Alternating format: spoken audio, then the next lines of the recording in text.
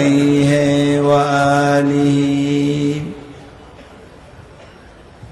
সিলেট আঞ্জুমানে খেদমতে কোরআন কর্তৃক আয়োজিত 3 দিন ব্যাপী ঐতিহাসিক তাফসীরুল কোরআন মাহফিলে 31 বছর পূর্তি উপলক্ষে আয়োজিত এ মাহফিলের সমাপনী দিবসের সম্মানিত সভাপতি, সম্মানিত রৌনক বখশ মেহমান,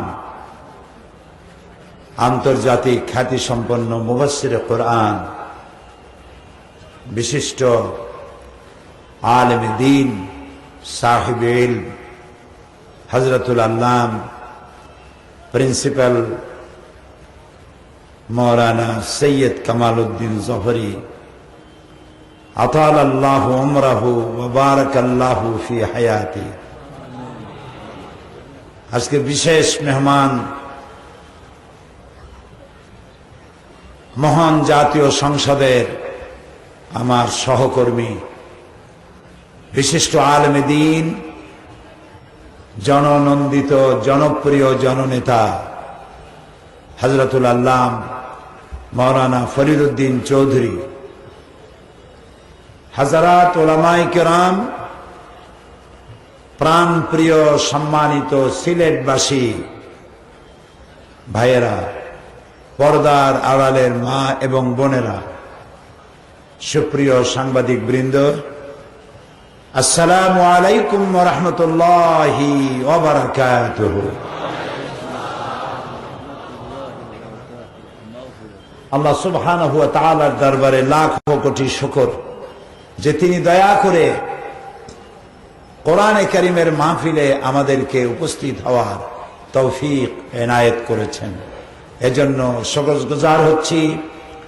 বিনীতভাবে সেজদা অবনত চিত্তে হৃদয়ের সবটুকুন আবেগ উজাড় করে বলছি আলহামদুলিল্লাহ, রব্বানা লাকাল হামদ হামদান কাসীরান তাইয়্যিবান।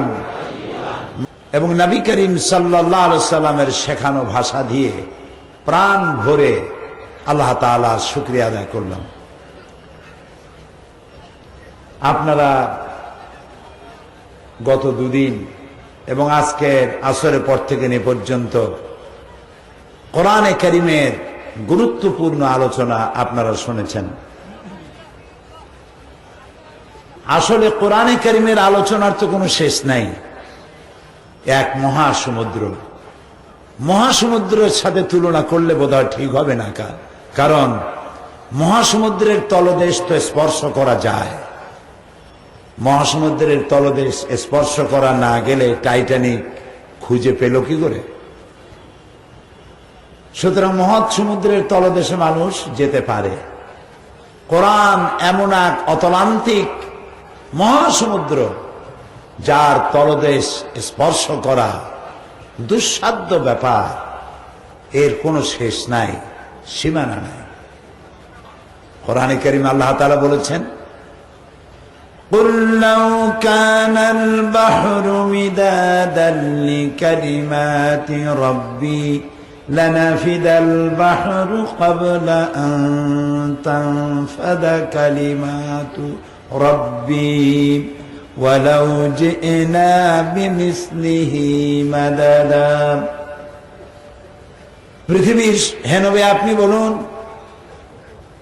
গোটা বিশ্বের সমুদ্র আর মহাসমুদ্রের বিশ্ব জুড়ে যত পানি আছে সব পানিগুলো যদি কালি হয়ে যায়, আর তাই দিয়ে যদি আবার রবের কালেমার ব্যাখ্যা লেখা যদি শুরু হয়ে যায়, লিখতে লিখতে তাম পৃথিবীর সমস্ত পানিগুলি শেষ হয়ে যাবে, আমার রবের কালিমার ব্যাখ্যা লেখা শেষ হবে না। এক আজিম কিতাব, এই কিতাবকে আল্লাহ তাআলা অবতীর্ণ করেছেন মানব গোষ্ঠীর জন্য, শুধুমাত্র মুসলমানদের জন্য নয়। কালকে আমরা হিন্দুদেরকেও সুস্বাগতম বলেছি, ওয়েলকাম বলেছি, আজকেও বলছি হিন্দু, বৌদ্ধ, উপজাতীয়, খ্রিস্টান, অমুসলিম যারা আছেন তাদের সকলকেই আমরা স্বাগতম বলছি, ওয়েলকাম করছি, মারহাবা বলছি এ মাহফিলে আসার জন্য। কারণ এ কোরআনে কারীম আল্লাহ তাআলা নাজিল করেছেন বিশ্ববাসীর জন্য, সমগ্র মানব মণ্ডলীর জন্য। কোরআন হেদায়েতের সর্বশ্রেষ্ঠ গ্রন্থ। এই কিতাব কোনদিন পুরাতন হবে না। লা তুহসা আজাইবুহু ওয়ালা তুবলা গারাইবুহু ফীহি মাসাবিহুল হুদা ওয়া মানারিল হিকমা। এটি কোনদিন জীর্ণ হবে না, পুরাতন হবে না। এর বিস্ময়কারিতার কোনো শেষ নাই। এটা হেদায়েতের মশাল, এটা বিজ্ঞানের সুউচ্চ মিনার। বিজ্ঞানের একটা থিওরি হচ্ছে এই যে বিজ্ঞানের কোনো থিওরি ফাইনাল নয়। আজকে এক বিজ্ঞানী এক কথা বলেন, কালকে আর একজন আর এক কথা বলেন এবং তারটাকে উড়ায় দেন। কিন্তু কোরআনে কারীমের কোন বক্তব্যকে আজ পর্যন্ত পৃথিবীর কোন বিজ্ঞানী বলতে পারেন নাই যে কোরআনে কারীমের এই তথ্যটি বর্তমান যুগে, এই আইনটি, এই তথ্যটি অচল, এটা চলতে পারে না। কেউ কি বলতে পেরেছে? ভবিষ্যতেও পারবে? পারবে না। আমাদের দেশের একটা সংবিধান আছে। প্রত্যেক দেশেরই লিখিত অলিখিত সংবিধান আছে। আমাদের দেশের সংবিধান এটি 1972 সনে রচিত হয়েছে। এখন 2006 সাল। কয়বার অ্যামেন্ডমেন্ট হয়েছে বলতে পারবেন? 13 বার। 13 বার এটাকে সংশোধন করতে হয়েছে। এবং এই রেশিও অনুযায়ী যদি হতে থাকে তাহলে 100 বছরের মাথায় গিয়ে এর অরিজিনালিটি থাকবে কিনা সন্দেহের অবকাশ রয়েছে। এটিও একটি সংবিধান। এ কোরআন একটি সংবিধান। কার? কার দেওয়া? 1400 বছর পেরিয়ে গেল, কোন অ্যামেন্ডমেন্ট আসছে? কোন সংশোধনী এসছে? ভবিষ্যতে আসার কোন সম্ভাবনা আছে? নাই। কেন হলো না? কারণ কি? কারণ হলো দুনিয়ায় যত সংবিধান আছে প্রত্যেকটি সংবিধানের রচয়িতা হচ্ছে মানুষ। আর মানুষের জ্ঞান সীমাবদ্ধ। সে অতীতকে ভুলে যায়, ভবিষ্যৎ জানে না, বর্তমান সম্পর্কে সিদ্ধান্ত নিতে গিয়ে ভুল করে। এই হলো জ্ঞানের চৌহদ্দি, জ্ঞানের সীমানা। অতীত জানেই না, ভুলে যায়, অতীত মনে থাকে না। আর ভবিষ্যৎ জানে না বলেই তো মিস্টার হালদারদের কাছে যায়। আগামীকাল কেমন যাবে, আগামী এই বছরটা কেমন যাবে, এগুলি আবার পত্রিকায় ছাপা হয়। উনি নিজে জানেন কিনা ওনার বছরটা কেমন যাবে। এই যে টিয়া পাখি নিয়ে রাস্তায় রাস্তায় বসে, সিলেটে বসে টিয়া পাখি আর কতগুলো ইনভেলাপ নিয়ে বসে। তারপরে টিয়া পাখি একটা ইনভেলাপ ঠোঁটে করে নিয়ে আসলো, ওইটা খুললো, খুলে দেখা গেল যে সর্বনাশ। কি সর্বনাশ? কয় যে তোমার যে ট্রাক মারবে সেই ট্রাক তো শ্রীমঙ্গল থেকে রওনা হয়েছে, তুমি তো মরবে এখনই, রাস্তায় বেরোলেই শেষ। বাঁচার উপায় কি? এই যে মাদলি আছে, তাবিজ আছে, এই তাবিজ গলায় পড়ো, এই পাথর হাতে লাগাও, তোমার বিপদ দূর হয়ে যাবে। এক বুড়া বেচারা নাকি এরকম এক সকালবেলায় এক এই টিয়া পাখির সামনে গিয়ে বসছে, যে হাত গনে বলছে, মিয়া আমি তো এখনো বিসমিল্লাহ করিনি, আপনারে দিয়ে করি। কি বিসমিল্লাহ করবা? দেখি আপনার হাতে কোনো বিপদ টিপদ আছে নাকি। যদি বিপদ থাকে তাহলে কি হবে? কোনো চিন্তা নাই চাচা, আমার এই সুটকেসের মধ্যে বহুত তাবিজ, একটা তাবিজ দিয়ে দেবো, বিপদ দূর হয়ে যাবে। বুড়া তার হাতের ব্যাগটা থুইয়া ওর গালের উপরে 82 আনা ওজনের একটা থাপ্পড় লাগাইছে ভালো করে। লোকটি বলছে, আমারে মারলেন কেন? আমি তো আপনার কোনো খারাপ কথা বলিনি, আপনি দাড়ি বাঁকা মানুষ, এই থাপ্পড়ের জবাব আমিও দিতে পারতাম, দিলাম না, আপনি মুরব্বী বলে। আপনি আমারে মারলেন কেন? কয় মারি নাই তো, একটু টেস্ট করছি। কি টেস্ট করলেন?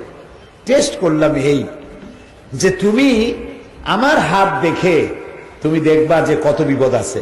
বিপদ থাকলে সেই বিপদ দূর করার মতো তাবিজ দিয়া তোমার সুটকেস ভরা। তা মিয়া ভাই, তুমি সকালবেলায় নিজের হাত দেখে আসো নাই, সকাল 8টার সময় একটা থাপ্পড় খাবা।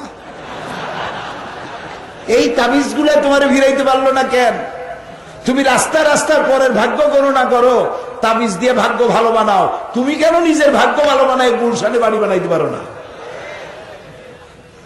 এগুলি ফাঁকি ঝুঁকি। মানুষ অতীত ভুলে যায়, ভবিষ্যৎ জানেই না, আর বর্তমান সম্পর্কে সিদ্ধান্ত নিতে গিয়ে ভুল করে।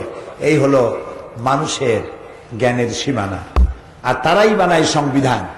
প্রতি মুহূর্তে ভবিষ্যৎ এসে বর্তমান হয়, আর প্রতি মুহূর্তে বর্তমান অতীত হয়ে যায়। ফলে চিন্তা যেটা করেছিল, চিন্তার কার্যকারিতা হারিয়ে যায়। এখন উপায় কি? উপায় অ্যামেন্ডমেন্ট করা। এই কোরআন যার কাছ থেকে এসেছে তার কাছে অতীত নাই, তার কাছে ভবিষ্যৎ নাই, তার কাছে সবটাই বর্তমান। সুবহানাল্লাহ বলতে ইচ্ছে করে না? তার কাছে সবটাই বর্তমান। তিনি কে? সে আল্লাহ রাব্বুল আলামিন কোরআনে কারীমকে নাজিল করেছেন বর্তমানকে সামনে রেখে। কিয়ামত পর্যন্ত পরিবর্ধনের কোনো প্রয়োজন হবে না। মানব গোষ্ঠী পরিচালনার জন্য যা প্রয়োজন সব এখানে আছে। আল্লাহ তাআলা বলছেন, আলিফ লাম রা কিতাবুন আনজালনাহু ইলাইকা লিতুখরিজান নাসা মিনাজ যুলুমাতি ইলান নূর। আলিফ লাম রা কিতাবুন আনজালনাহু ইলাইকা, আমি আপনার প্রতি একখানা কিতাব অবতীর্ণ করেছি। কেন? লিতুখরিজান নাসা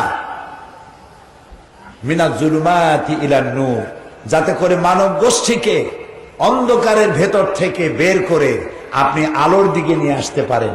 এই জন্য আপনার কাছে এই কিতাব আমি অবতীর্ণ করেছি। অন্ধকার কি? অন্ধকার হচ্ছে মানুষ যা তৈরি করেছে মানব গোষ্ঠী পরিচালনার জন্য। মানুষেরাও কিছু আইন কানুন তৈরি করেছে এই মানব গোষ্ঠী পরিচালনার জন্য, করে নাই? কথা বলেন না কেন? এই মানব গোষ্ঠী দেশ, রাষ্ট্র, ব্যক্তি, সমাজ, আন্তর্জাতিক জীবন পরিচালনার জন্য অর্থনীতি, সমাজনীতি, রাষ্ট্রনীতি, শিক্ষানীতি, বহু নীতিমালা এ মানুষ তৈরি করেছে। কিন্তু এর একটি নীতিমালাও পৃথিবীর মানুষের জন্য স্থায়ী কোনো কল্যাণ সাধন করতে পারে নাই। সমাজতন্ত্র পারে নাই। কমিউনিজম সমাজতন্ত্র যে দেশে তৈরি হয়েছিল সেই দেশেই ব্যর্থতার 100% গ্যারান্টি নিয়ে, 100% ব্যর্থতার গ্লানি নিয়ে আত্মহত্যা করে মরেছে তার নিজের জন্মভূমিতে।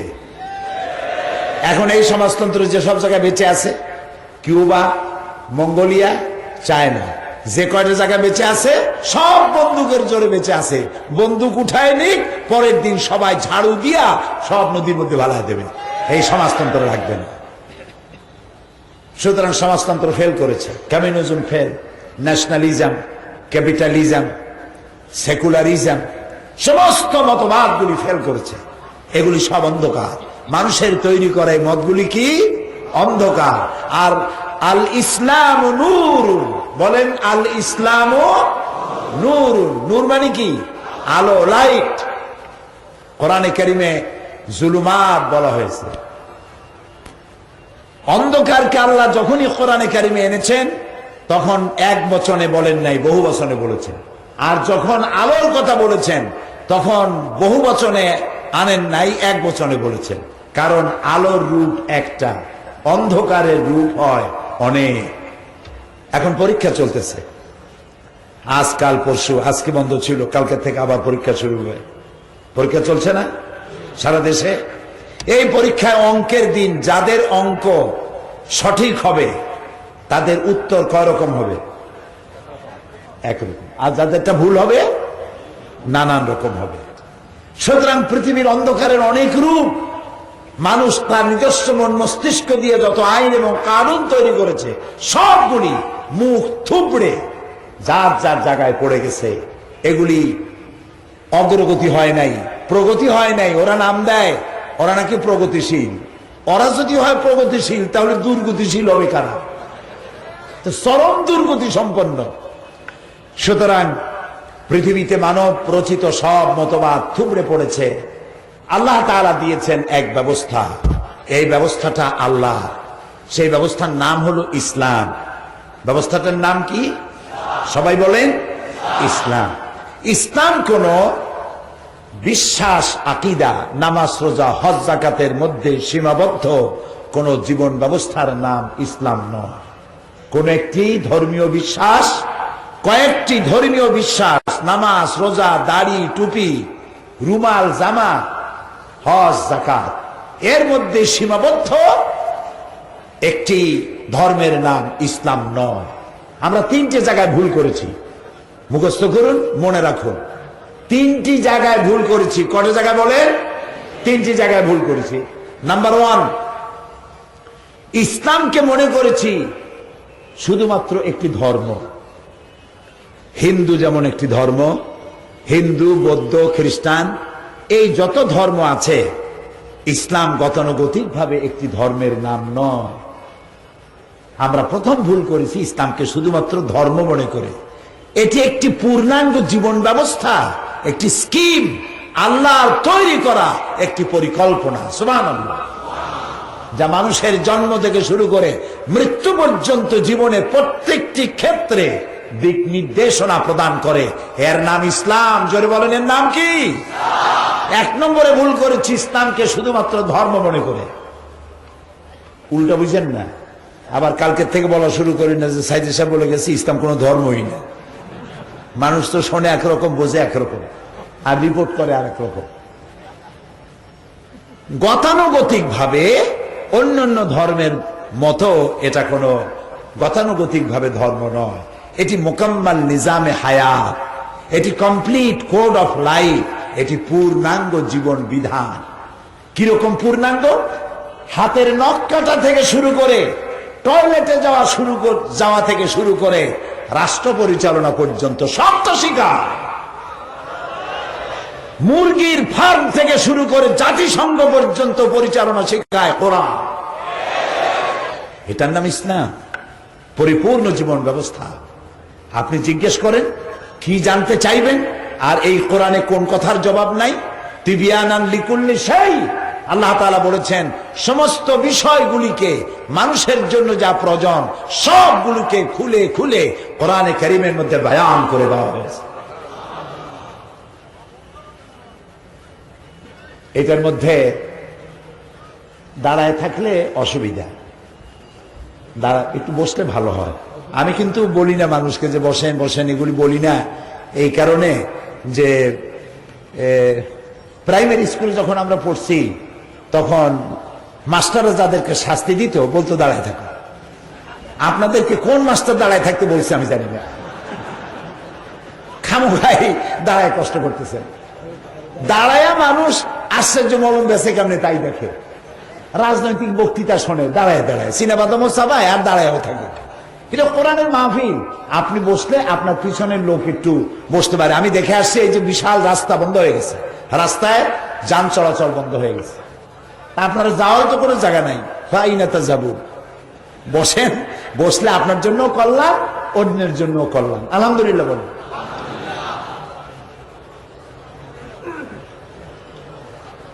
আমি আপনাদের সামনে আসল কথা তো শুনে ফেলেছেন। হযরত মাওলানা সৈয়দ কামাল উদ্দিন জাফরি, আল্লাহ তার হায়াত দারাজ করুন, বলেন আমিন। আমি বাংলাদেশে যাদের ওয়াজ, যাদের বক্তৃতা সব থেকে বেশি পছন্দ করি, আমার উপর তাসির হয়, তার এক নম্বরে আছেন উনি। আলহামদুলিল্লাহ, আসল ওয়াজ তো শুনেই ফেলেছেন। আমি একদম ভাঙ্গা ছেড়া মানুষ, ঢোলের বাড়ি বহুত দূর থেকে শোনা যায়, মনে হয় ওর মধ্যে জানি কি আছে, এত যে আওয়াজ, পর্দাটা ফাড়ে দেখা যাবে কিছুই নেই। আমি ওই রকমই ভাঙ্গা ছেড়া একটা মানুষ। সুবহানাকা লা ইলমা লানা ইল্লা মা আল্লামতানা আলাইহি তাওয়াক্কালতু ইলাইহি উনীব। আল্লাহর কাছে সাহায্য প্রার্থনা করি, আল্লাহ তোমার এতগুলি বান্দা আসছে, আমার অযোগ্যতার কারণে বান্দাগুলি যেন মাহরুম না হয়, তারা যেন দ্বীনের একটা সমঝ নিয়ে যেতে পারে, এ তৌফিক দান করে দিও। প্রিয় ভাই সব, এক নম্বরে ভুল করছি ইসলামকে শুধুমাত্র ধর্ম মনে করে। ইসলাম শুধুমাত্র কোন ধর্মের নাম নয়, এটি একটি পূর্ণাঙ্গ জীবন ব্যবস্থা। এই যে কোরআন, এটার নাম কি? এখানে ইতিহাস আছে, ইতিহাস, অতীত জাতিগুলির ইতিহাস লিপিবদ্ধ আছে কোরআনে কারিমের মধ্যে।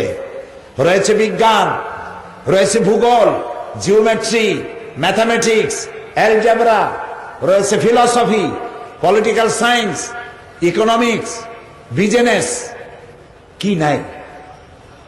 এমনকি আপনি মরে গেলে আপনার পরিত্যক্ত সম্পত্তি কে কতটুকুন পাবে তাও ভাগ করে করে পাই পাই করে হিসাব করে বলে দেওয়া আছে, নাই? নাই? স্ত্রীর সাথে কেমন ব্যবহার করবেন নাই? প্রতিবেশীর সাথে কেমন ব্যবহার করবেন নাই? আপনি রাজা বাদশাহ হইলে দেশ চালাবেন কেমনে তা নাই? চুরি করলে, ডাকাতি করলে বিচারটা কেমনে হবে? জুডিশিয়াল ল, ফৌজদারি দণ্ডবিধি নাই কোরআন শরীফে? সব আছে কোরআন শরীফের মধ্যে, সব আছে। তাই বলে কোরআন কোন রাজনীতির কিতাব নয়, তাই বলে কোরআন কোন বিজ্ঞানের কিতাব নয়, তাই বলে এটা কোন ফিলোসফির কিতাব নয়। তবে এটা কি? এটি হচ্ছে বিশ্ব পরিচালনার জন্য, মানব গোষ্ঠীকে পরিচালনা করার জন্য যত নীতি দরকার সমস্ত নীতিমালার মূল নীতি লিপিবদ্ধ হয়েছে আল্লাহর এই কোরআনের মধ্যে।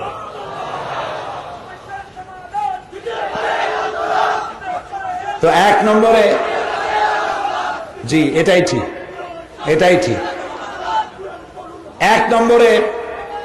এক নম্বরে ভুল করেছি ইসলামকে ধর্ম মনে করে।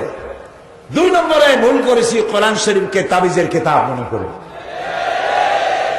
ধর্মীয় পুস্তক, বেদ, বাইবেল, পুরাণ, মহাভারত, ভগবত, কি জানি, ভগবত গীতা ইত্যাদি যেমন একখানা ধর্মগ্রন্থ, আমরা নিশ্চয়ই ওইসব ধর্মীয় পুস্তককে সম্মান করি, ওগুলোকে আমরা সম্মান করি, আমরা অসম্মান করি না। কিন্তু আমার বক্তব্য হচ্ছে অন্যান্য ধর্মগ্রন্থের মতো এখানে শুধুমাত্র একখানি ধর্মীয় কিতাব নয়, এটি জীবন পরিচালনার স্কিম। দুনিয়ায় কেমনে শান্তি পাবেন আর আখিরাতে জাহান্নাম থেকে কেমনে মুক্তি পাবেন সব কথা এখানে বিধৃত হয়েছে। তাহলে ভুল করছি কয়টা? একটা হলো ইসলামকে শুধু ধর্ম মনে করে, 2 নম্বরে কোরআনকে শুধু ধর্মীয় পুস্তক মনে করে। তাবিজ যারা দেখেন, আমি আপনাদের ভাত মারতে চাই না, আমি শুধু এইটুকুন কথা বলবো, বিনয়ের সাথে বলবো, তাবিজ দেখে আপনারা ইসলামের কোনো উপকার করেন নাই, বরং খানিকটা ক্ষতি করছেন। কি ক্ষতি করেছেন বলবো? ক্ষতি যেটা হয়েছে সেটা হলো এই, সাধারণ মানুষের ধারণা হয়েছে মেয়ে যদি বিবাহ না হয়, বয়স বাড়তেছে, বিয়ে হয় না, কোরআন শরীফের কাছে গেলে তাবিজ পাওয়া যায়। পেটের অসুখ হয়েছে, ভালো হয় না, ওষুধেও ভালো হয় না, এখান থেকে কিছু পড়ে দিলে অথবা তাবিজ দেখলে পেটের অসুখ ভালো হয়। মাথায় যন্ত্রণা, বউতে কথা শোনে না, স্বামীকে মারধর করে, তারপরে মেয়েকে জেনে ধরছে, খন্নি করছে, খন্নি বললেন এখানে, খন্নি করছে, এই সমস্ত তাবিজ পাওয়া যায়। এই তাবিজের জন্য কোরআনের কাছে আসলো, কিন্তু বিচার ফায়সালার জন্য কোরআনের কাছে আসলো না। কোরআন বিচার ফায়সালা দিতে পারে, কোরআন রাষ্ট্র পরিচালনা করতে পারে, কোরআন সব করতে পারে, এর মধ্যে সবটা আছে। সেইভাবে আমরা বুঝি নেই। এই জন্য আমরা যদি বলতাম, ভাই আসেন আপনি তেল নিয়ে আসেন, পড়ে দেই, ফু দিয়ে দিই, পানি নিয়ে আসেন, ফু দিয়ে দিই। হুজুরদের কাছে গেলেন, কতগুলো কালো সুতো নিয়ে যায়, সুতাগুলো উপরে ফু দেয়, গিরা দেয়, ফু দেয়, গিরা দেয়, এই রকমের এতগুলো সুতা বাচ্চার গলায় পড়ায় দেয়। বাচ্চাটা যদি কথা বলতে পারতো তাহলে বলতো, মা এর থেকে তো তোমার পেটে ভালো ছিলাম, কি অপরাধ করলাম দুনিয়া আসার পর, গরু ছাগলের মতো এতগুলো দড়ি বেঁধে দিয়েছো আমার গলা। খামোখাই আলাইসাল্লাহু বিকাফিন আবদা, আল্লাহ তাআলা বলছেন আমি আমার বান্দার জন্য যথেষ্ট নই, তুমি গলায় এগুলো ঝুলাও কেন? আল্লাহ যথেষ্ট নন? আপনারা বলেন অবশ্যই যথেষ্ট। তো কোরআন ভুল করেছি, কোরআনকে শুধুমাত্র একখানা ধর্মীয় কিতাব মনে করে। এটা শুধু ধর্মীয় কিতাব নয়, এটি পূর্ণাঙ্গ জীবন বিধানের সমস্ত মৌলিক নীতিমালাগুলি কোরআনে কারিমে আল্লাহ সব বলে দিয়েছেন। সুবহানাল্লাহ। 3 নম্বরে ভুল করেছি যেটা, সেটা হলো মুহাম্মদ সাল্লাল্লাহু আলাইহি সাল্লামকে শুধুমাত্র একজন ধর্মীয় নেতা মনে করেছি। তিনি শুধুমাত্র একজন ধর্মীয় নেতা নন। আপনার আমার হাত পায়ের নখ কাটা থেকে শুরু করে রাষ্ট্র পরিচালনা পর্যন্ত সব শিখাইছেন। দাঁত মাজা শিখাইছেন। দাঁত মাজা শিখান নাই? বলেন তো রসুলের জীবনের শেষ কাজটা কি ছিল? দাঁত মাজা। এটা ছিল জীবনের শেষ কাজ। দাঁত মাজাও শিখাইছেন, নখ কাটা শিখাইছেন, অপ্রয়োজনীয় পশমগুলি চুলগুলি ফেলে দেওয়া, শরীর ক্লিন করা কেমনে করতে হয়, পায়খানায় কেমনে যাবেন, বেরোবেন কেমনে, মসজিদে কেমনে ঢুকবেন, কেমনে বেরোবেন। সামাইলে তিরমিজি পড়েন, কি এর নেতা ফেতা বলেন, তোমার নেতা আমার নেতা ছাতা মাথা এইসব যেসব স্লোগান আপনারা দেন, এগুলোর কোনো দাম নাই। নেতা তো একজন পৃথিবীতে আল্লাহ বানিয়েছেন, যাকে অনুসরণ করতে হয় পা থেকে মাথা পর্যন্ত, তার নাম বিশ্বনবী মুহাম্মদ রাসূলুল্লাহ সাল্লাল্লাহু আলাইহি ওয়াসাল্লাম। শামাইলে তিরমিজি, জি জি ঠিক আছে, ঠিক আছে। আপনারা যাওয়ার সময় বড় বড় স্লোগান দিয়ে যাবেন, তখন দেখবো শক্তি কত। থামেন। শামাইলে তিরমিজি কিনবেন, আল্লাহর মেহেরবানি এটা বাংলা ছাপা হয়ে গেছে, আলহামদুলিল্লাহ বলুন। বাংলা ভাষা আমার মায়ের ভাষা না, আমার বাপেরও ভাষা, ঠিক না? খালি মায়ের ভাষা কই বাপের অমর্যাদা করে লাভ কি? বাংলা ভাষা আমার নিয়ামত। কোরআন শরীফে আল্লাহ তাআলা বলেছেন, এমন কোন নবী পাঠাই নাই যে নবীকে তার মাতৃভাষায় পাঠাই নাই। নবী পাঠাবো সৌদি আরবে, আর আমি নবী বাছাই করি আনছি ইংল্যান্ড থেকে, এরকম করিনি। সে ইংরেজিতে কথা বলবে, আরবি সামনে মানুষে বুঝবে নাকি? এই জন্য নবী যেখানে পাঠিয়েছি তার মাতৃভাষায় নবী পাঠাইছি। এ ভাষা আল্লাহর সৃষ্টি। ভাষা কার সৃষ্টি? আমার ভাষার নাম কি? বাংলা ভাষা। আলহামদুলিল্লাহ বলো। আমাদের বাংলা ভাষা রিচ, সমৃদ্ধ। আমাদের বাংলা ভাষা মহাসমুদ্রের মতো। এর মধ্যে আমরা অন্য অন্য ভাষাগুলিকে অ্যাবজর্ব করে নিয়েছি, উর্দু, আরবি, ফার্সি। না কি? একজন অর্থমন্ত্রী ছিলেন, তিনি ওই আমলে, বুঝছেন তো, সেই আমলে, আপনারা বুঝে নেন। তিনি বললেন তার বক্তৃতার ভেতরে, বাজেট বক্তৃতা, পরম করুণাময়ের নামে শুরু করছি। আমার যখন বাজেটের উপর আলোচনা আসলো, আমি প্রথমেই ধরলাম যে মাননীয় অর্থমন্ত্রী তিনি পরম করুণাময়ের নামে শুরু করছি, এইটা উনি বিসমিল্লাহির রহমানির রহিম বলতে পারলেন না কেন? এটা উনি বাংলা করতে গেলেন কেন? এটা যদি উনি বাংলা করেন, তাহলে ওনার পার্টির নাম বাংলা করুক, ওনার নিজের নাম বাংলা করুক। আমরা তো অনেক আরবি শব্দ ব্যবহার করি। আমি বললাম, স্পিকার সাহেব, তখন হুমায়ুন রশিদ সাহেব বেঁচে আছেন, কালকেও তার জন্য দোয়া করছি। আমি বললাম, স্পিকার সাহেব, আপনি যে এখানে বসে আছেন, আপনি একটা ইংরেজি চেয়ারে বসছেন, এটা বাংলায় কি করবেন? বাংলায় বলবেন কেদারা বা কাষ্ঠ আসন। যদি বলেন কাষ্ঠ আসনে আছি, লোকে মনেরা করবে যে আপনি বহুত কষ্টে আছেন। তো বসছেন আপনি কাষ্ঠ আসনে, এটা ইংরেজি চেয়ার, আপনার সামনে ইংরেজি টেবিল, আপনার হাতে আরবি কলম, আপনার সামনে উর্দু কাগজ। এরপরে আপনি দাওয়াত খাইতে যান, দাওয়াত আরবি, আর দাওয়াত খাইতে গিয়ে শরবত খান, সেটাও আরবি। এরপর পোলাও, বিরিয়ানি, বোরহানি, কোরমা, কালিয়া, কোফতা, জর্দা, এর কোনটা বাংলা? বাংলা করে খান তো কেমন খাইতে লাগে, মজা লাগে দেখেন। এতগুলি জায়গায় অনুবাদ তালাশ করি না, খালি বিসমিল্লাহর জায়গায় আসলেই পরম করুণাময়ের নাম শুরু করছি। আর ওই দলটি, মানে সেই দলটি, তারা তাদের পত্রিকার উপরে বিজ্ঞাপন লেখে আল্লাহ সর্বশক্তিমান, আল্লাহু আকবার বলতে পারে না। কত বড় কপাল পোড়া, কত বড় কপাল পোড়া! সব স্লোগান দিতে পারে, কিন্তু নারায়ে তাকবীর, আল্লাহু আকবার স্লোগান দেয় না। যেসব মুসলমান এই পার্টি করো, তোমার ইমানের কাছে প্রশ্ন করো, তোমার নেতার কাছে প্রশ্ন করো। আমি মুসলমানের সন্তান, আমি আমার মুসলমান মায়ের পেটে আসছি, আমার বাপ মুসলমান। হাজারো স্লোগান দিয়ে গলা ফাটাই, আল্লাহু আকবার বলতে পারবো না কেন?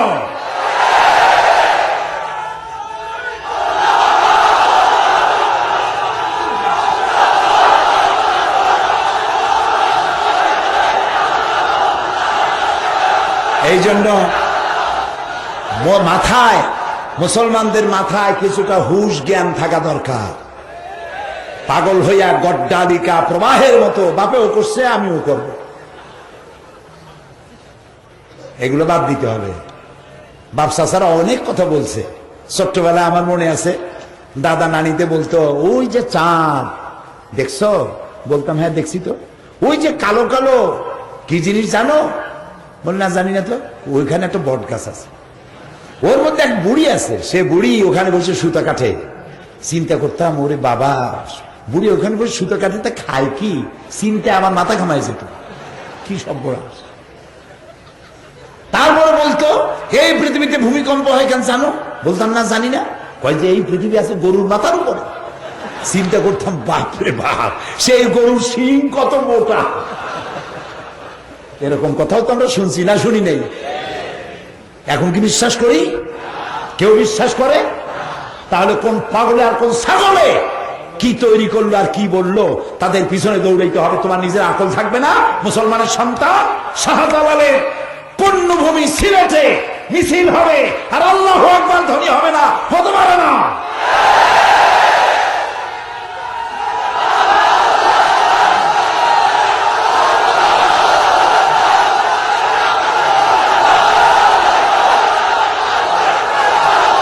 আল্লাহ রাব্বুল আলামিন, আল্লাহ রাব্বুল আলামিন আমাদেরকে খেতাব দিয়েছেন। বলছিলাম 3 জায়গায় ভুল করছি। কয় জায়গায় ভুল করছি? 3 জায়গায়। 1 নম্বরে ইসলামকে মনে করেছি শুধু ধর্ম। এখন সংশোধন করি নেই, ইসলাম শুধু ধর্ম নয়, এটি একটি পূর্ণাঙ্গ জীবন ব্যবস্থা।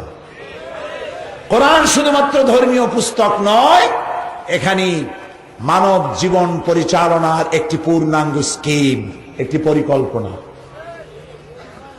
3 নম্বরে মুহাম্মদ সাল্লাল্লাহু আলাইহি ওয়াসাল্লাম শুধুমাত্র ধর্মীয় নেতা নন, তিনি রাষ্ট্রীয় নেতাও বটে।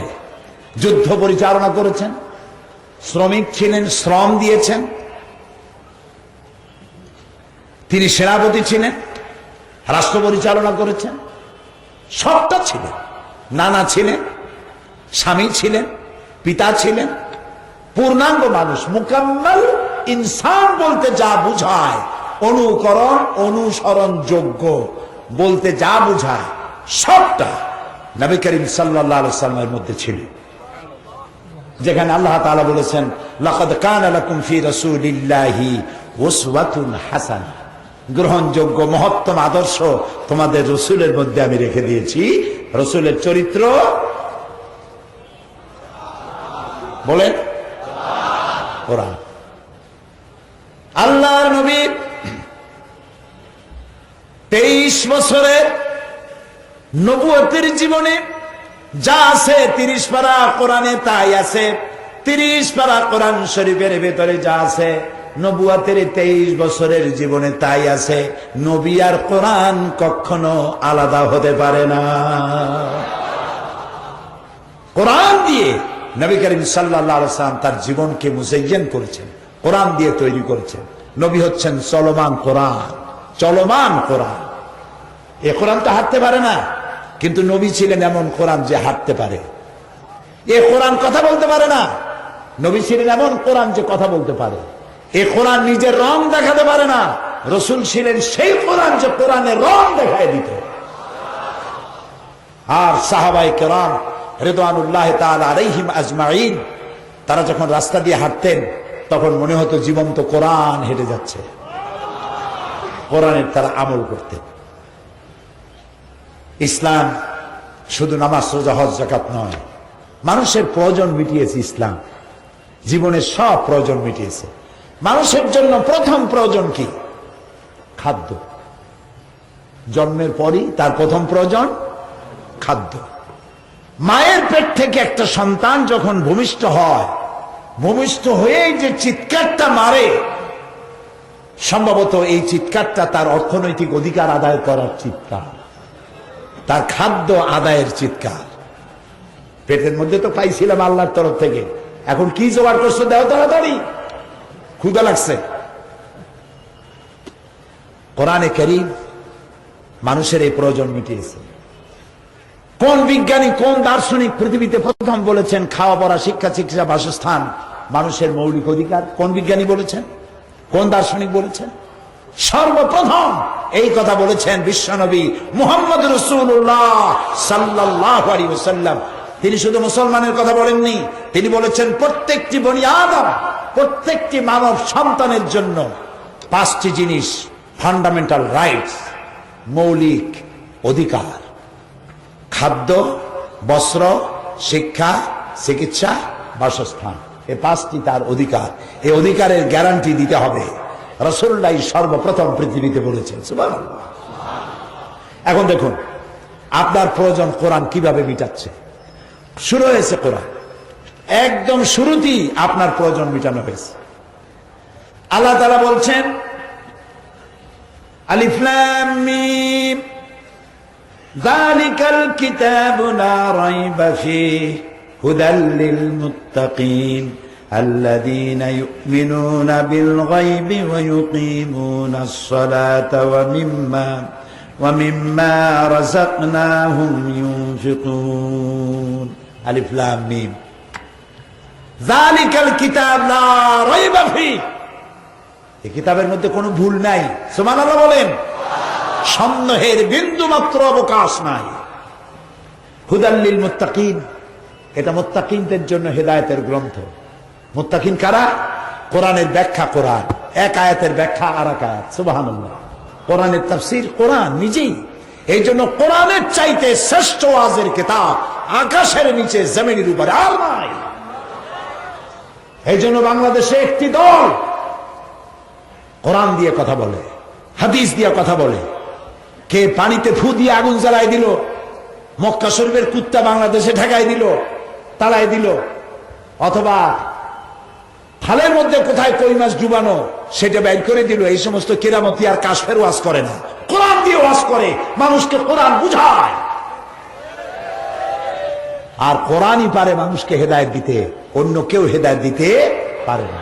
কোরআন এবং সুন্নাহ দুটি জিনিস রাখা হয়েছে এই পৃথিবীর মানুষের জন্য। কোরআনের একটি আয়াতের ব্যাখ্যা আরেকটি আয়াত। হুদাল লিল মুত্তাকিন, এই কোরআন মুত্তাকিনদের জন্য। কারা মুত্তাকি? আল্লাযীনা ইউমিনুনা বিল গায়ব, যারা অদৃশ্যকে বিশ্বাস করে। আল্লাহরে দেখছেন আপনারা? আর যারা জবাব দিলেন না, আল্লাহরে দেখছি, বেহেশত দেখেছি, ফেরেশতা দেখেছি, জাহান্নাম দেখেছি, পুলসিরাত দেখেছি, কবরে কি হয় দেখছি, কিচ্ছু দেখি নাই। আল্লাহ বলেছেন, রাসূল বলেছেন, আর আমরা বলেছি সামি'না ওয়া আতা'না, শুনলাম আর গোলামের মতো মাথা নিচু করে মেনে নিলাম। যারা বলেন সুবহানাল্লাহ। গায়েবের উপরে যারা বিশ্বাস করে, ওয়া ইউকিমুনাস সালাত, এরপরে নামাজ প্রতিষ্ঠা করে, তারপরে ওয়া মিম্মা রাযাকনাহুম ইউনফিকুন, আর তাদেরকে যে আমি রিজিক দিয়েছি ওই রিজিক থেকে তারা খরচ করে, আল্লাহর রাস্তায় খরচ করে। কোরআন শরীফে সম্ভবত এমন কোন জায়গা নাই যেখানে আকিমুস সালাত বলা হয়েছে আর সাথে সাথে ওয়াতুজ যাকাত বলা হয় নাই। কারণ নামাজ প্রতিষ্ঠা হতেই পারে না যাকাত ভিত্তিক, অর্থনৈতিক ইকুয়াল ইনসাফ ভিত্তিক ডিস্ট্রিবিউশন ছাড়া। নামাজ প্রতিষ্ঠা হতে এটা প্রয়োজন। আপনি নামাজের ফজিলত একজনকে বয়ান করলেন, তার পেটে ক্ষুধা, 4-5 দিন খায় নাই, তার বউর পরনে কাপড় নাই, তার বাচ্চাগুলো ক্ষুধার্ত, চক্ষু কোটরগত হয়ে গেছে, হাড্ডিগুলো বাইর হয়ে গেছে।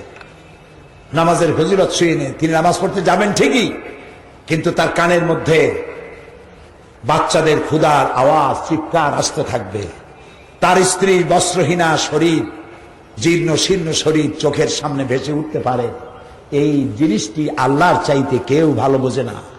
সেই জন্য আল্লাহ রাব্বুল আলামিন বলেছেন, নামাজ প্রতিষ্ঠা করো, যাকাত আদায় করো, যাকাত দাও, মানুষের অভাব মিটাও। আল্লাহ যা যা করেছেন শয়তান তার একটা উল্টা করছেই। লক্ষ্য করেছেন?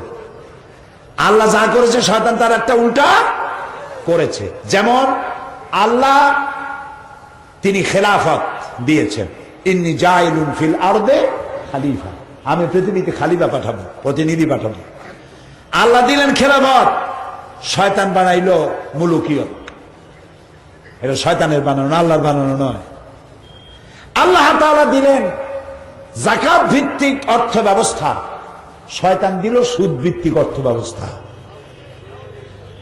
আল্লাহ দিলেন ইসলাম পূর্ণাঙ্গ জীবন ব্যবস্থা, শয়তান দিল ধর্মনিরপেক্ষ মতবাদ। ধর্মনিরপেক্ষ মতবাদের স্রষ্টা কে? শয়তান। সব ব্যাপারে পক্ষে আছি, কিন্তু ধর্মের ব্যাপারে নিরপেক্ষ। জি, ধর্মের ব্যাপারে নিরপেক্ষ। আচ্ছা, মানুষ সব থেকে এসেনশিয়াল, সব থেকে জরুরি জিনিসগুলির পক্ষে থাকে না নিরপেক্ষ থাকে? বলেন আপনি। সিলেটবাসীদের কাছে প্রশ্নটা তো আগে শুনবেন, খুব সেন্সিটিভ প্রশ্ন হচ্ছে, এই মাহফিল শুনে এশার নামাজ পড়ে বাড়ি যেয়ে ভাত খাওয়া জরুরি না জরুরি নয়? ভাত বা রুটি যেটাই খান, এটা জরুরি। এই ভাত খাওয়ার আপনারা কি পক্ষে না নিরপেক্ষ? পক্ষে। এরপরে ঘুমানো লাগবে, ঘুমটা জরুরি না জরুরি নয়? আপনারা কি এইটার পক্ষে না নিরপেক্ষ? যারা বিয়ে করে নাই তাদের জন্য বিবাহ করা জরুরি না জরুরি নয়? এটার ব্যাপারে পক্ষে না নিরপেক্ষ? পক্ষে একটু জোরেই আওয়াজ দিয়েছে। তাহলে বোঝা গেল যে সব জিনিস জরুরি, আমরা সেগুলির পক্ষে আছি। তাহলে ধর্ম কি এতই বাজে জিনিস যে এইটার ব্যাপারে নিরপেক্ষ থাকতে হবে? নাউজুবিল্লাহ, নাউজুবিল্লাহ। আপনি তো নিরপেক্ষ থাকতে পারবেন না, কোন একদিকে যেতে হবে। এখন খুব সুন্দর রাস্তা হয়েছে, সাইফুর রহমান সাহেব বাংলাদেশের সফল অর্থমন্ত্রী, সিলেটকে আধুনিক সাজে সজ্জিত করেছেন। রূপসী সিলেট, সিলেট থেকে ঢাকা এমন সুন্দর বাস এখন চলে, আমি এখন উঠি নাই। আমার একজন বললো যদি ডানা থাকতো তাহলে উড়ে যাইতে পারত, এত সুন্দর সুন্দর বাস যায়। এই যে সিলেট, ফ্রম সিলেট টু ঢাকা রাস্তা দিয়ে আপনি যাবেন, এই রাস্তায় চলতে গিয়ে হয় আপনি রাইটিস্ট হবেন, না হয় লেফটিস্ট হবেন, দুইটার একটা হইতে হবে। হয় বলবেন ডান দিয়ে চলবেন, না হয় বাম দিয়ে দিয়ে চলবেন।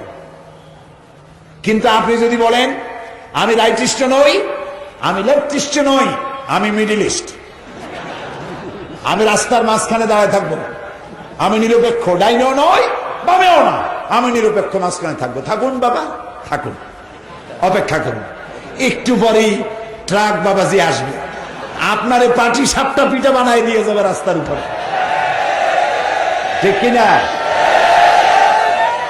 কাজী ইসলাম যদি ভালো না লাগে তাহলে নেতা নেত্রীরা বলুন আমরা ইসলাম পছন্দ করি না, বেরিয়ে যান। আপনার মতো 2-5-10 কোটি লোক যদি বাইরে যায় ইসলামের কোনো ক্ষতি নাই। যে আমেরিকা আজ পৃথিবীর মুসলমানদেরকে নির্যাতন করছে, সেই আমেরিকায় প্রতি বছর এখন 20 থেকে 25 হাজার খ্রিস্টান মুসলমান হচ্ছে সমান। কাজী ভালো লাগলে বলুন আমি নিরপেক্ষ নই, আমি পক্ষে। একজন মুসলমান ধর্মের ব্যাপারে কিভাবে নিরপেক্ষ হবে কন্ত দেখি? একজন হিন্দুই বা ধর্মের ব্যাপারে নিরপেক্ষ কেমনে হবে? একজন হিন্দু সন্ধ্যার সময় শেষ শঙ্খ বাজায়, না কি বাজায়? শঙ্খ বাজায়, উলুধ্বনি দেয়, মন্দিরে যায়, পূজা করে, কার্তিক পূজা, সরস্বতী পূজা, দুর্গা পূজা, 12 মাসে 13 পূজা। না না হাসতেছেন কেন? 12 মাসে 13 পূজাই তারা করে। তো একজন হিন্দু যখন পূজা দিল, একজন হিন্দু নারী যখন সিঁদুর পরলো, উলুধ্বনি দিল, তিনি তো ধর্মের পক্ষে চলে গেছেন, ঠিক কিনা? একজন বৌদ্ধ যখন সে গেরুয়া বসন পড়েছে, সে তো পক্ষে চলে গেছে। শিখ বাঁধাকপির মতো একটা পাগড়ি 24 ঘন্টা বাঁধিয়ে রাখে, ও তো পক্ষে চলে গেছে। খ্রিস্টান সে গলায় ঝুলায় সে ক্রস, সে ধর্মের পক্ষে চলে গেছে। আমি মুসলমান, আমি নামাজ পড়ি, রোজা রাখি, হজ করি, যাকাত দেই, আল্লাহকে বিশ্বাস করি, রাসূলকে বিশ্বাস করি, আমি তো ধর্মের পক্ষে চলে গেছি। কাজী ধর্মের ব্যাপারে নিরপেক্ষ থাকতে পারে শয়তান, মুসলমান থাকতে পারে না নিরপেক্ষ।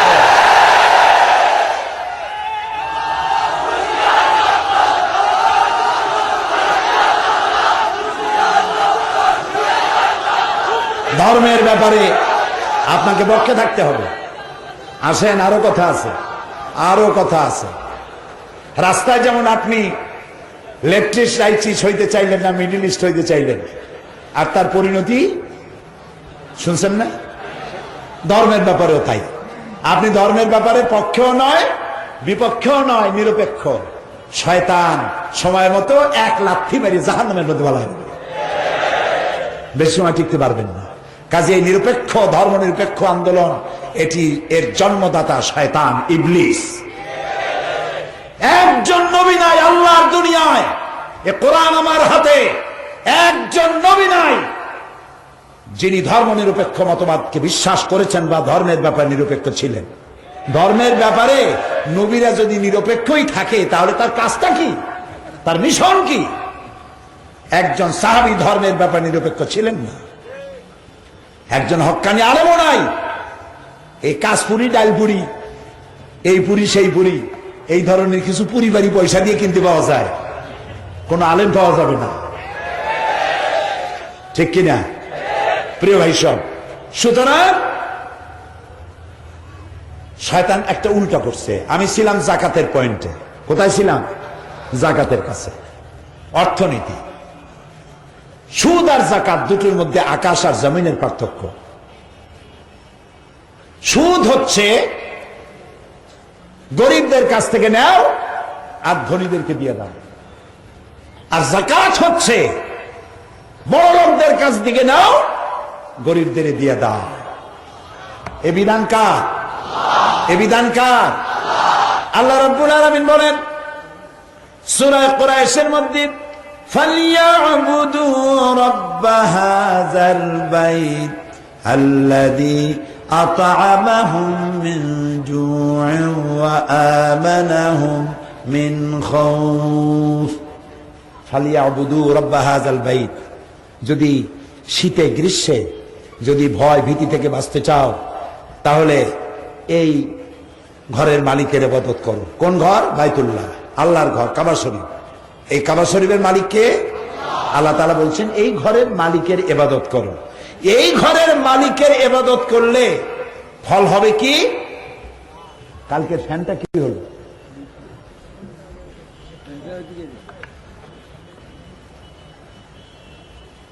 মালিকের ইবাদত করলে কি হবে? মালিকের ইবাদত করলে পরে ক্ষুধার সময় খাবার পাবা। সুবহানাল্লাহ বলে। কে বলতেছে? আরে ভাই কথা কন না কেন? আমি কি গল্প গুজব শুনাইতেছি? কার কথা শোনাচ্ছি? আল্লাহর কথা শোনাচ্ছি। ফালিয়াবুদু রাব্ব হাযাল বাইত আল্লাযী আত'আমাহুম মিন জু'। তুমি যখন ক্ষুধার্ত থাকবে তখন ক্ষুধার সময় খাবার দেবে কে?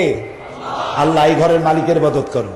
ওয়া আমানাহুম মিন খাউফ, আর যখন ভীতি হবে ভীতির সময় নিরাপত্তা প্রদান করবেন আল্লাহ তাআলা, তার ইবাদত করো, খাইতে দিবেন। এই যাকাত, আমাদের দেশে যাকাতের সঠিক কালেকশন হয় না। যাকাতের কালেকশন সিলেটে কেমনে হয় আমি জানি না, আদায়টা ঢাকারটা জানি। সেখানে বড় লোকেরা যাকাতের শাড়ি পাওয়া যায়, লুঙ্গি পাওয়া যায়, ঈদের 4-5 দিন আগে পত্র পত্রিকায় আসে। মানে সব থেকে পচা শাড়ি, সব থেকে পচা লুঙ্গি, এগুলি হলো যাকাতের শাড়ি, যাকাতের লুঙ্গি। আর আল্লাহ তাআলা বলেছেন লান তানালুল বিররা হাত্তা তুনফিকু মিম্মা তুহিব্বুন। আল্লাহর রাস্তায় ওইটাই খরচ করো যেটা তুমি পছন্দ করো। আর আপনি করলেন কি?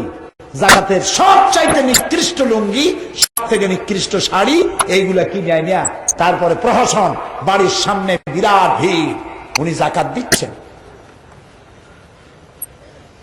মানুষের পাড়া খেয়ে কতগুলো গরিব মরে গেল, হয় না এমন? পাড়া খেয়ে মরে গেল। ইসলাম এই জন্য যাকাত দেয়নি। এক শ্রেণীর মানুষ যাকাত এইভাবে দিতে থাকবে, আর এক শ্রেণীর মানুষ হাত পেতে নিতে থাকবে। এই রকমের দুইটা শ্রেণী বানাবার জন্য আল্লাহ তাআলা যাকাতের বিধান করেন নাই।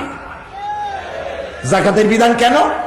এই জন্য যাকাতের বিধান, এবছর যে ব্যক্তি যাকাত পাবে আগামী বছর তার যাকাতের প্রয়োজন হবে না। এই জন্য রাসূলুল্লাহর কাছে ভিক্ষা নিতে আসছিল এক লোক। রাসূলুল্লাহ তারে ভিক্ষা দিছিলেন না, বলছিলেন তোমার কাছে কি আছে? লোকটি কি বলেছিল বলেন? তারপরে আপনাদের আত্মীয়দের মধ্যে লিস্ট করেন, আল্লাহ তাআলা বলেছেন ওয়াতে যাল কুরবা হাক্কাহু, নিকটবর্তী আত্মীয় স্বজনকে আগে দাও। সুবহানাল্লাহ। সিলেটের মানুষকে জাকাতের টাকা নোয়াখালী বাড়াবার দরকার নাই, আগে তোমারটা দেখো, তোমার আত্মীয় তাদেরকে দেখো। একটা লিস্ট করেন কার কার আত্মীয় আছে, মেয়ে লোক পুরুষ লোক। একটা যুবক, শিক্ষিত যুবক, বেকার, গরিব, আর একটা কম্পিউটার কিনে দেন। একটা কম্পিউটার কিনেন অথবা একটা ফটোকপিয়ার মেশিন কিনে দেন, কোর্টের সামনে বসায় দেন। সে ফটোকপি করে করে তার সংসার চালাইতে পারবে নাকি পারবে না? একটা যুবক অশিক্ষিত, ওকে একটা 2টা হালের গরু কিনে দেন জাকাতের টাকা দিয়ে, ও আর ভিক্ষা করবে না। ছোট্ট এতিম বাচ্চা যে ভিক্ষা করে খায়, আজকে ভিক্ষা করে, আজকে ভিক্ষা পায় নাই, এরপর পকেট মারবে, তারপরে ছিনতাই করবে। কচু গাছ কাটতে কাটতেই তো গলা কাটে নাকি, ঠিক কিনা? বেলচোর, তালচোর, কাঁঠাল চোর, পকেট চোর, এরপরে মানুষের গলা কাটা চোর হবে। এখন যদি আপনি জাকাতের টাকা দিয়া, আমি দেখলাম আঞ্জুমানে খেদমতে কোরআন তাদের একটা বই আমার দেখাইলো, সেখানে দেখলাম তারা ভ্যান দিয়েছে একটা গরিবকে, একটা রিক্সা দিয়েছে, আর একটা কি জানি দিছে, হ্যাঁ সেলাই মেশিন। আসতেছি আপনার সেলাই মেশিনের কাছে। তো এইগুলি দেওয়া হলো। পানের বাক্স, আপনি তো কইতে পারলেন না, আপনি না সভাপতি। পানের বাক্স দিছেন, আমি দেখছি ছবির মধ্যে একটা পানের বাক্স, একটা পানের বাক্স দিলেন, অথবা একটা জুতা পালিশ করা একটা বক্স বানাই দিলেন, আর ওরে বসায় দিলেন এয়ারপোর্টে অথবা সিলেট রেলওয়ে স্টেশনে।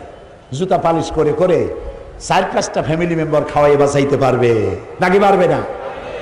এই হলো জাকাতের টাকা দিয়ে এভাবে করে মানুষদেরকে আপনি প্রোভাইড করতে পারেন, তাদেরকে দারিদ্র বিমোচন করে তাদেরকে প্রতিষ্ঠিত করতে পারেন। এইটা করলে পরেই হক আদায় হবে। আর জাকাত আদায় করবে গভর্নমেন্ট। সূরা হজ, আল্লাযীনা ইম্মাক্কান্নাহুম ফিল আরদ আকামুস সালাত ওয়া আতাউজ যাকাত ওয়ামারু বিল মা'রুফ ওয়া নাহাউ আনিল মুনকার ওয়ালিল্লাহি আকিবাতুল উমুর। আমি যদি মুমিনদেরকে ক্ষমতা দেই, মুমিনেরা যদি ক্ষমতা আসে 4 দফা কাজ করবে। কয় দফা? 4 দফা। নামাজ প্রতিষ্ঠা করবে, জাকাত আদায় করবে। বাংলাদেশে বর্তমান সময়ে যদি জাকাত আদায় করা হয়, একেবারে কম করে হলেও 6,000 কোটি টাকা জাকাত কালেকশন হতে পারে। আর ওয়াকফ স্টেট আছে না বাংলাদেশে? সিলেটে নাই। কথা না কইলে বুঝি। ওয়াকফ স্টেট আছে না? যত সব সিন্দাবাদের দৈত্যরা ওয়াকফ স্টেটগুলি গ্রাস করে রেখে দিয়েছে বিভিন্ন নামে, নামগুলো আমি নিলাম না। এই ওয়াকফ স্টেটের সমস্ত লক্ষ লক্ষ একর সম্পত্তি যদি গভর্নমেন্ট উদ্ধার করতে পারত, আর সরকার যদি জাকাত কালেকশন করত, তাহলে বাংলাদেশের দারিদ্র বিমোচনের জন্য পৃথিবীর কারো কাছ থেকে 1 টাকাও ঋণ করা লাগতো না। এটা আল্লাহ তাআলার বিরাট বরকত ছিল। সেই বরকতের রাস্তা আমরা ছেড়ে দিয়েছি। নবী করিম সাল্লাল্লাহু আলাইহি ওয়াসাল্লাম মানুষকে খাবার দিয়েছেন, পরার দিয়েছেন, নিজে না খেয়ে থেকেছেন। হযরত ফাতেমা রাদিয়াল্লাহু তাআলা আনহা রাসূলের কাছে এসে বলছে, আব্বাজান, কুয়া থেকে পানি উঠাতে উঠাতে আমার ঘাড়ের উপরে দাগ পড়ে গেছে, আটা পিষতে পিষতে আমার হাতে ঠোসকা পড়ে গেছে, আমি আর পারি না, আপনি আমাকে একটা দাসী দিবেন? রাসূলুল্লাহ বললেন, মা, আমি তোমাকে কিভাবে দাসী দেব? আমি তো এখনো অমুক অমুক গোত্রের খাবার পৌঁছাইতে পারি নাই, মা, আমি তোমারে দাসী দিতে পারবো না। তুমি এক কাম করো, প্রত্যেক নামাজের পর সুবহানাল্লাহ 33 বার পড়ো, আলহামদুলিল্লাহ 33 বার পড়ো, আল্লাহু আকবার 33 বার পড়ো, আর একবার পড়ো আশহাদু আল্লা ইলাহা ইল্লাল্লাহু ওয়াহদাহু লা শারীকা লাহু লাহুল মুলকু ওয়া লাহুল হামদু ইউহয়ী ওয়া ইউমীত ওয়া হুয়া আলা কুল্লি শাইইন কাদির। আল্লাহ তাআলা জান্নাতে তোমার দাসীর ব্যবস্থা করে দিবেন। মানুষের খাবার পৌঁছে দিয়েছেন। রাসূলুল্লাহ বসে আছেন, বাহরাইন থেকে বিভিন্ন এলাকা থেকে গানিমাতের মাল আসছে, জাকাতের সম্পদ আসছে, স্তূপ হয়ে গেছে। ওপাশ থেকে রাসূল এখানে বসা দেখা যায় না, এত সম্পদ। 2 হাতে গরিবদের মধ্যে বিতরণ করছেন। শুনতেছেন কথা? 2 হাতে বিতরণ করতেছেন। জোহরে রক্ত হয়ে গেল, জোহর পড়লেন, বিতরণ করছেন। আসরে রক্ত হয়ে গেছে, আসরের নামাজ পড়ে যায় নামাজটা ঝাড়া দিলেন, মনে হলো যেন কিছু ময়লা টয়লা পড়েছিল, ঝাড়িয়ে জুড়ে শেষ। ঘরের মধ্যে প্রবেশ করে বলছেন, আয়সা সারাদিন খুব পরিশ্রম করেছি, আমি খুব ক্লান্ত এবং ক্ষুধার্ত, কোনো খাবার আছে কি? হযরত আয়েশা বলছেন, ইয়া রাসূলুল্লাহ, আল্লাহর কসম, আয়েশার ঘরে পানি ছাড়া কোনো খাবার নাই। এই হলো বিশ্বনবী, মানুষের দুয়ারে দুয়ারে খাবার পৌঁছে দিয়েছে। আর সোনার মানুষ তৈরি করে গেছেন, রাষ্ট্র তৈরি করলেন, বেকার ভাতা দিলেন, বৃদ্ধদের ভাতা দিলেন, খাবারের অভাব নাই, পড়ার অভাব নাই, চুরি নাই, ডাকাতি নাই, রাহাজানি নাই, মানুষ দরজা খুলে ঘুমাবার সুযোগ পেয়েছে। এর নাম ইসলাম। চিল্লায় বলেন, নাম কি? এটাই ইসলাম। সেই আল্লাহর আইন, দাঁড়াও, সেই আল্লাহর আইন তোমরা যাতে না চাইতে পারো, সেই জন্যই তৈরি হয়েছে জেএমবি। আল্লাহর আইন যাতে না চাইতে পারো, সেজন্য জেএমবি তৈরি হলো। সব বদনাম টুপিওয়ালা দাড়িওয়ালাদের। আল্লাহর আইন চাই, এটি একটি স্লোগান, কারণ আল্লাহর আইন হলেই তো শান্তি আসবে। সেই শান্তি যাতে না হতে পারে, সেজন্যে কিছু লোককে নামায় দেওয়া হলো অস্ত্র নিয়ে বোমা মারার জন্য। আর বোমার সাথে সম্পৃক্ত যারে ধরলো, অমনি পত্রিকা লেখা আরম্ভ করলো, জামাত কানেকশন। কি কানেকশন? সাংঘাতিক কানেকশন। এই যে সন্ত্রাসীরা ধরা পড়ছে, ওর দাদা জামাত ইসলামীর একজন রোকন কর্তৃক প্রতিষ্ঠিত মসজিদের সামনে দিয়া 1973 সনের 12 এপ্রিল হেঁটে গেছিল। জামাত কানেকশন। আব্দুর রহমানের বাড়িতে, সূর্য দিগল বাড়ি, সিলেট। আব্দুর রহমান যেখানে ছিল, সেখানে গোলাম আজমের নামাজ শিক্ষা পাওয়া গেছে। মারাত্মক। এর থেকে বিপজ্জনক আর কি হবে? আমি বলেছি, গোলাম আজম সাহেবের নামাজ শিক্ষা বইয়ের মধ্যে যদি বোমা বানাবার কোন টেকনোলজি লেখা থাকে, গোলাম আজমকে গ্রেফতার করো, জামাত ইসলামীর সব গ্রেফতার করো। নামাজ শিক্ষা বই থাকলে যদি অপরাধ হয়, তাহলে বলতে হবে যে 2 মাস শেখ আব্দুর রহমান যে বাড়িতে বসে গোসল করেছিল যে সাবান দিয়া, সেই সাবান বানাইছে যে কোম্পানি, তারাও গ্রেফতার করে। ওই সাবানের কোম্পানির সাথেও তার ষড়যন্ত্র ছিল, তা নাহলে ওই সাবান ব্যবহার করলো কেন? শয়তানি গাইছ। জামাত ইসলামী দাঙ্গাবাজ আর বোমাবাজি করবে কেন? দুঃখটা কি? জামাত ইসলামী কোন কসুরি পানা? জামাত ইসলামী কসুর পাতার পানি? অর্ধ শতাব্দী ধরে এই ভূখণ্ডে রাজনীতি করছে জামাত ইসলামী গণতান্ত্রিক আন্দোলন। এমন কোন আন্দোলন নাই এই জমিনে যে আন্দোলনের শীর্ষে জামাতের নেতারা দাঁড়িয়ে কাজ করে নাই, রক্ত দেয় নাই, জীবন দেয় নাই। জামাত ইসলামী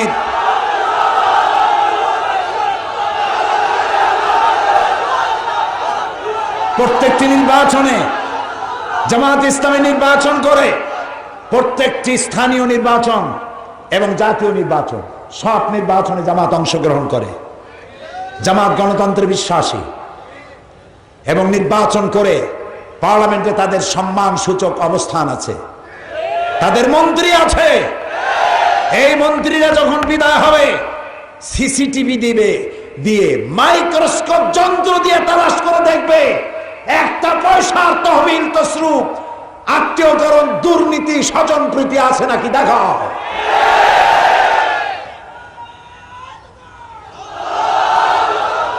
সুতরাং তোমাদের ওই সমস্ত গল্প পড়িয়া জনগণকে বিভ্রান্ত বানাইতে পারবে না।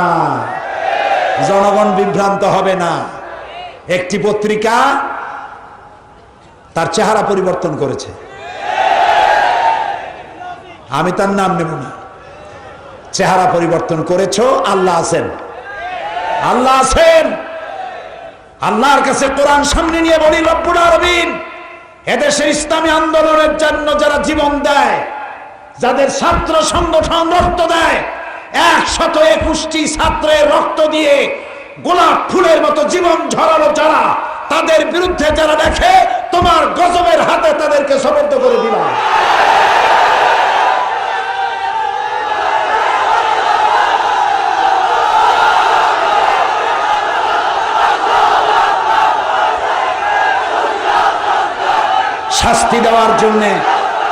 শাস্তি দেওয়ার জন্য আল্লাহ যথেষ্ট।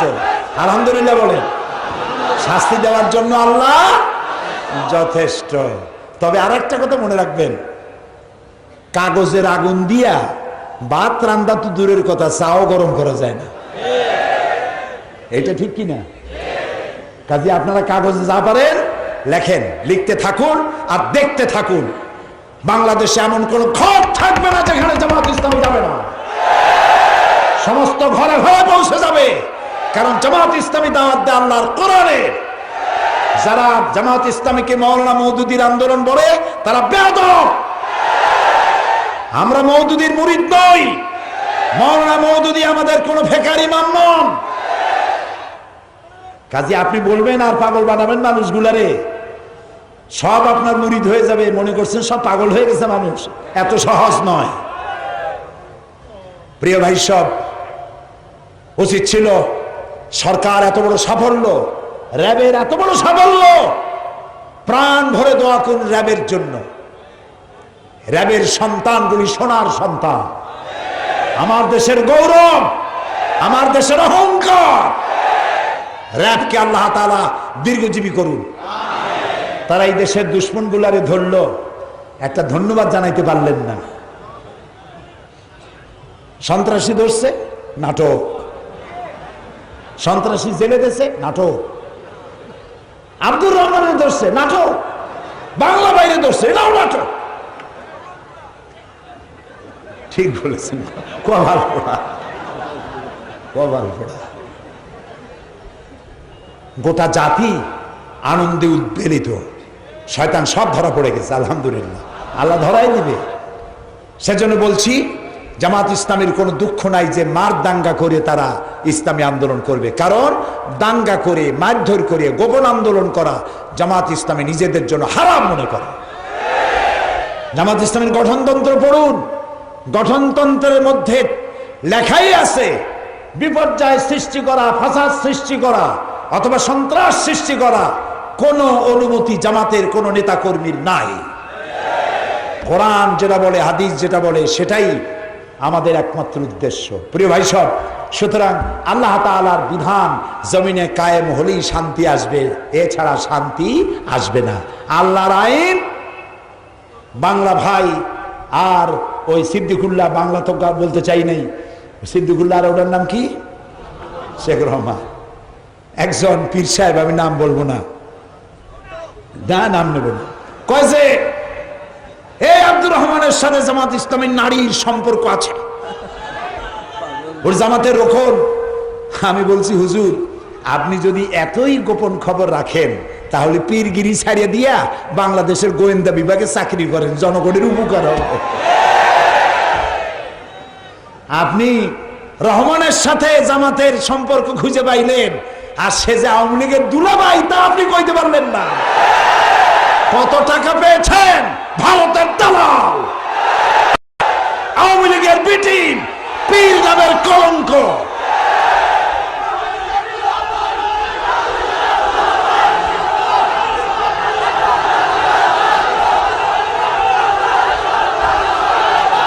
প্রিয় ভাই সব,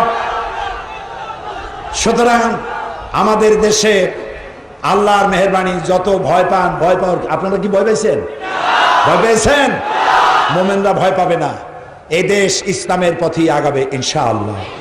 এবং সেই ইসলাম কোরআনের, ওই ইসলাম শায়েখ রহমানরা যেটা করেছে, এটা ইসলাম না, এটা শয়তান। ওটা কি? শয়তান।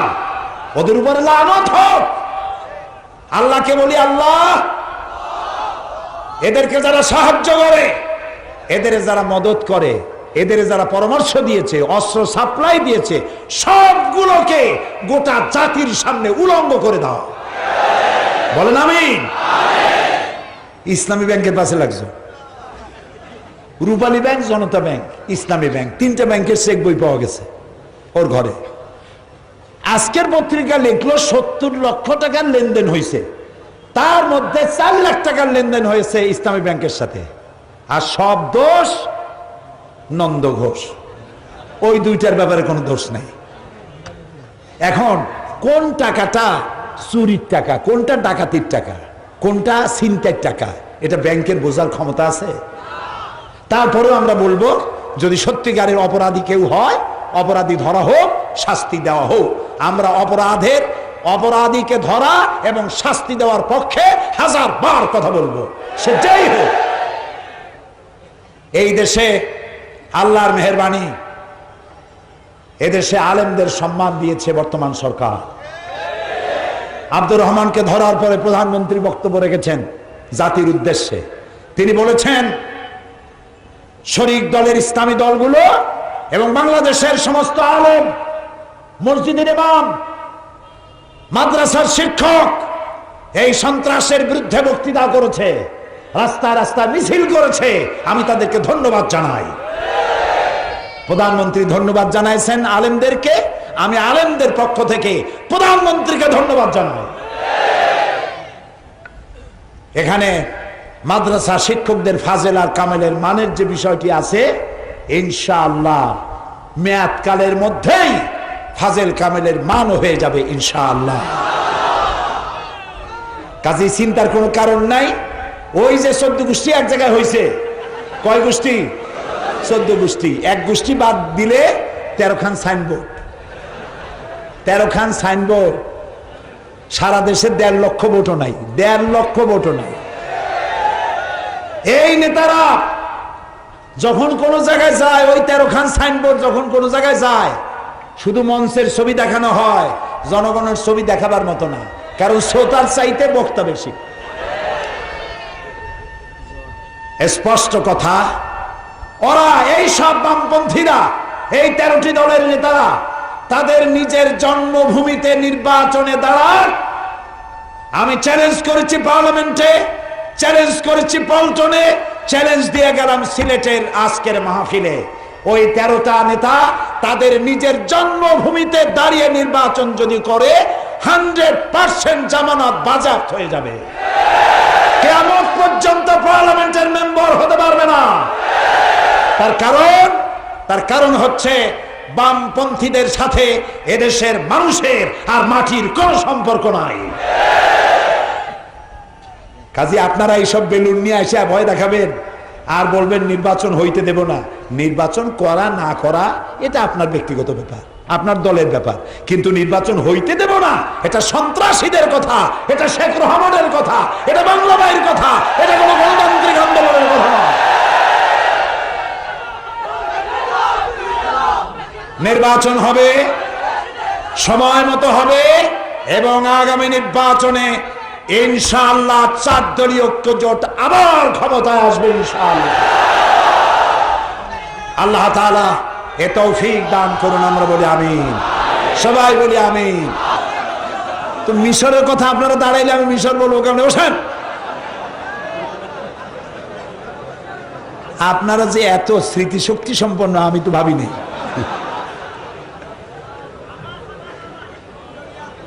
আচ্ছা, নীল দরিয়ার দেশে একটু জিকির করেন, সুবহানাল্লাহ, আলহামদুলিল্লাহ,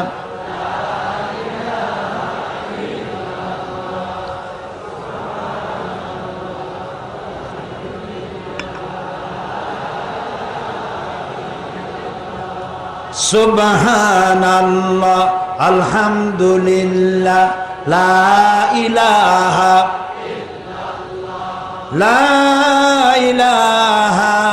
ইল্লাল্লাহু মুহাম্মাদুর রাসূলুল্লাহ। প্রিয় ভাই সব, মিশরের কথা গতকাল আনতে চেয়েছিলাম। আল্লাহ তাআলা যারা জুলুম করে, মানুষের উপর নির্যাতন করে, তাদের শাস্তি কেমনে দেয় আমার চোখ দিয়ে দেখে আসছি, চোখ দিয়ে দেখে আসছি। পৃথিবীর বহু দেশ আল্লাহ দেখাইছেন, 4টি মহাদেশের অন্তত অর্ধ 17 বেশি দেশ আল্লাহ দেখাইছেন, আলহামদুলিল্লাহ। মিশর যাওয়া হয়নি। গত বছর মিশর জামিউল আজহার থেকে দাওয়াত এলো, সম্মানজনক দাওয়াত পাইলাম, আলহামদুলিল্লাহ। জামিউল আজহার বিশ্ববিদ্যালয়ের ছাত্র ছাত্রীদের সংখ্যা 2.5 লক্ষ। হাজারো সভ্যতার লালন ভূমি মিশর। যখন প্লেনে গিয়ে নামলাম, এয়ারপোর্টে নামার পর দেখি বিশাল সাইনবোর্ড, লেখা আছে উদখুলুল মিসরা ইনশাআল্লাহু আমিনিন।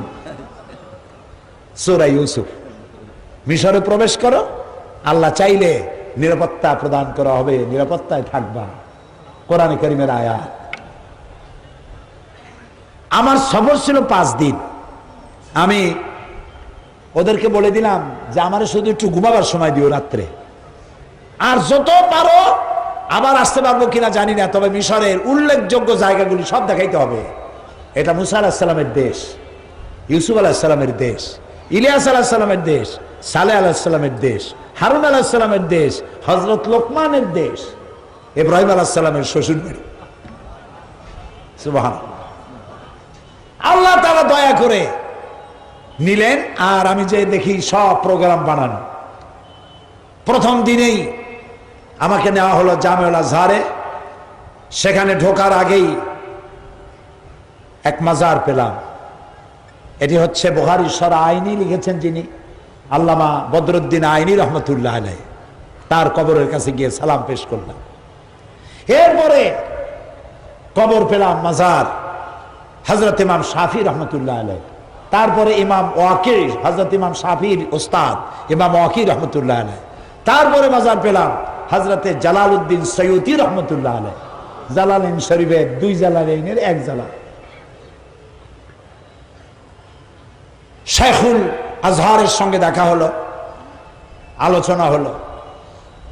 তারপরে হযরত আমর ইবনুল আস রাদিয়াল্লাহু তাআলা আনহু, যিনি মিশর দখল করেছিলেন, তার মসজিদ ভিজিট করলাম। সেই সময় তিনি মসজিদ বানিয়েছেন, সেই মসজিদ এখনো আছে, যার ভেতরে নামাজ পড়তে পারে 1 লক্ষ লোক। খতমে কোরআনের রাতে, তারাবির রাত, রমজান মাসে খতমে কোরআনের রাতে বারান্দা টারান্দা রাস্তাঘাট ভর্তি হয়ে প্রায় 5 লক্ষ লোকের সমাবেশ হয়। মোনাজাত করেন শেখ জিবরিল। আমি শুনে তো অবাক, জিবরাইল আলাইহিস সালাম আসে এখানে? কয় যে না, শেখ জিবরিল ওনার নাম। এরকম আজিব নাম শুনিনি আমি এর আগে। আমি তার ক্যাসেট চাইলাম, তিনিও তার সাথে মোনাজাতে অংশগ্রহণ করার জন্য এত লোক এখানে হবে। পরের দিন চলে গেলাম বুহায়রা কারুন দেখার জন্য, সূরা কাসাস। মুসা আলাইহিস সালামের কথা যে আল্লাহ কত বলছেন কোরআন শরীফে, সব থেকে বেশি বলেছেন মুসা আলাইহিস সালামের কথা। সুবহানাল্লাহ। মুসা আলাইহিস সালামকে আল্লাহ তাআলা বলছেন, মুসা তুমি ভয় পাও, আমি তো তোমারে আমার জন্য বানাইছি।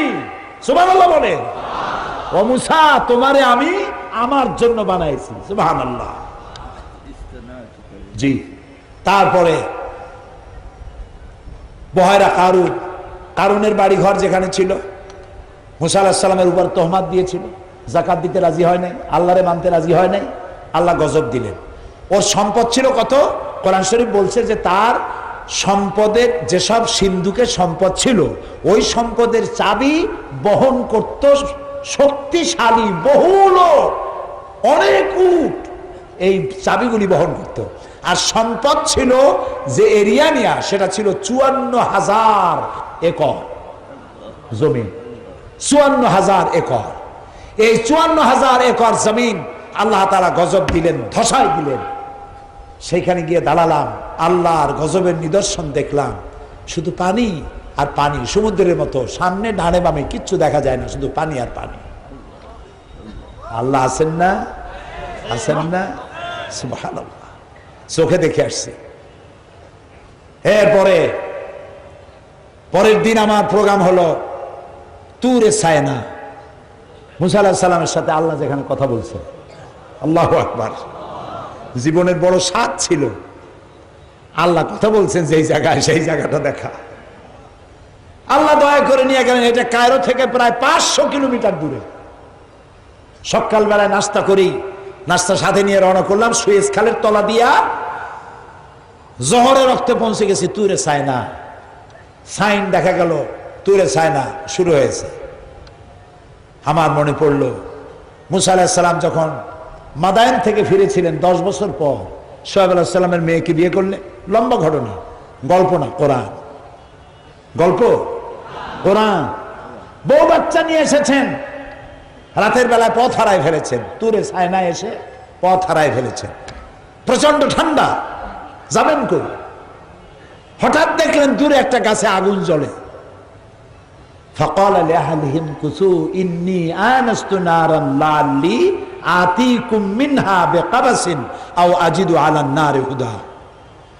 পরিবারকে বলল, তোমরা এখানে বসো, ওই যে আগুন দেখা যায়, আমি আগুনের কাছে যাই, ওখান থেকে যদি আগুন পাই তাহলে আগুন নিয়ে আসবো, আগুন সামনে নিয়ে তোমরা শীত নিবারণ করতে পারবা, অথবা এই আগুনের সাহায্যে আমরা কোনো রাস্তা রাস্তা পাইয়া যাবো।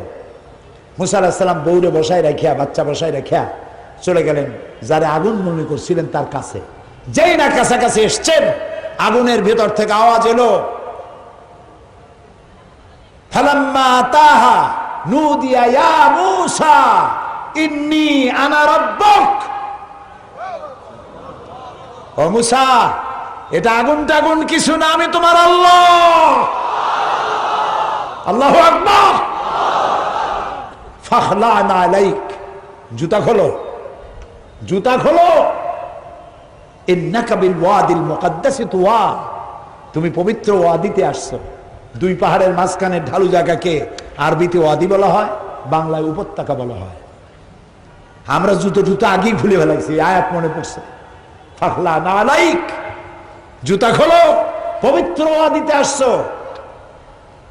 মুসা আলাইহিস সালাম কাছে চলে গেলেন, আওয়াজ এলো, ইন্নানি আনাল্লাহ, নিশ্চয়ই আমি আল্লাহ, লা ইলাহা ইল্লা আনা, আমি ছাড়া কেউ নাই, ফাবুদনি, আমার দাসত্ব করো, ওয়াকিমিস সালাতা লিযিকরি, আর আমার শরণার্থে নামাজ কায়েম করো। সেই গাছটার কাছে গেলাম, গাছ একটা আছে কিন্তু আমি বিশ্বাস করতে পারলাম না যে ওই গাছটাই। আল্লাহ তাআলা খুব ভালো জানে। ওই গাছের মধ্যে দেখলাম চিঠিপত্র রেখে আসছে মানুষের আল্লাহর কাছে।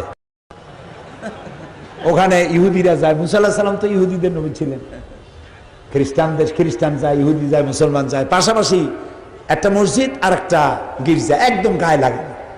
শত শত বাস যাচ্ছে, মানুষ বরিয়া সমানে। পাশেই তুরে সায়না, তুর পাহাড়। ওইখানে 40 দিন ইতিকাফ করেছিলেন মুসা আলাইহিস সালাম। 40 দিন পরে তাওরাত পেলেন। পাহাড় এত উঁচা, পাহাড়ের উপরে উঠলে মেঘ থাকে নিচে। এই পাহাড়ে তিনি 40 দিন ইতিকাফ করেছিলেন।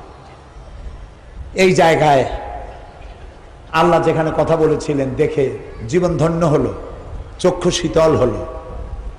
ফিরে এলাম কায়রোতে। এরপর পরের দিন সাথীদের বললাম, এবার শয়তান দেখব। বুঝছেন তো, বড় শয়তান। মুসা আলাইহিস সালাম রে এত জ্বালাইছে, এই শয়তানটারে দেখা দরকার। বিশাল মিউজিয়াম, 40 পাউন্ড ভেতরে প্রবেশ করার ফি। লন্ডনের পাউন্ড না, মিশরিয়ান পাউন্ড। 40 পাউন্ড দিলাম, দিয়ে ভিতরে ঢুকলাম। ঢোকার পরে বহু কিছু দেখার, কিন্তু শয়তান দেখি না। আমি জিজ্ঞেস করলাম, লোকেরা জিজ্ঞেস করে কি খোঁজেন? আমি বললাম শয়তান খুঁজি। শয়তান কই? কয় যে সে তো দোতলায়, তার একটা পজিশন আছে না।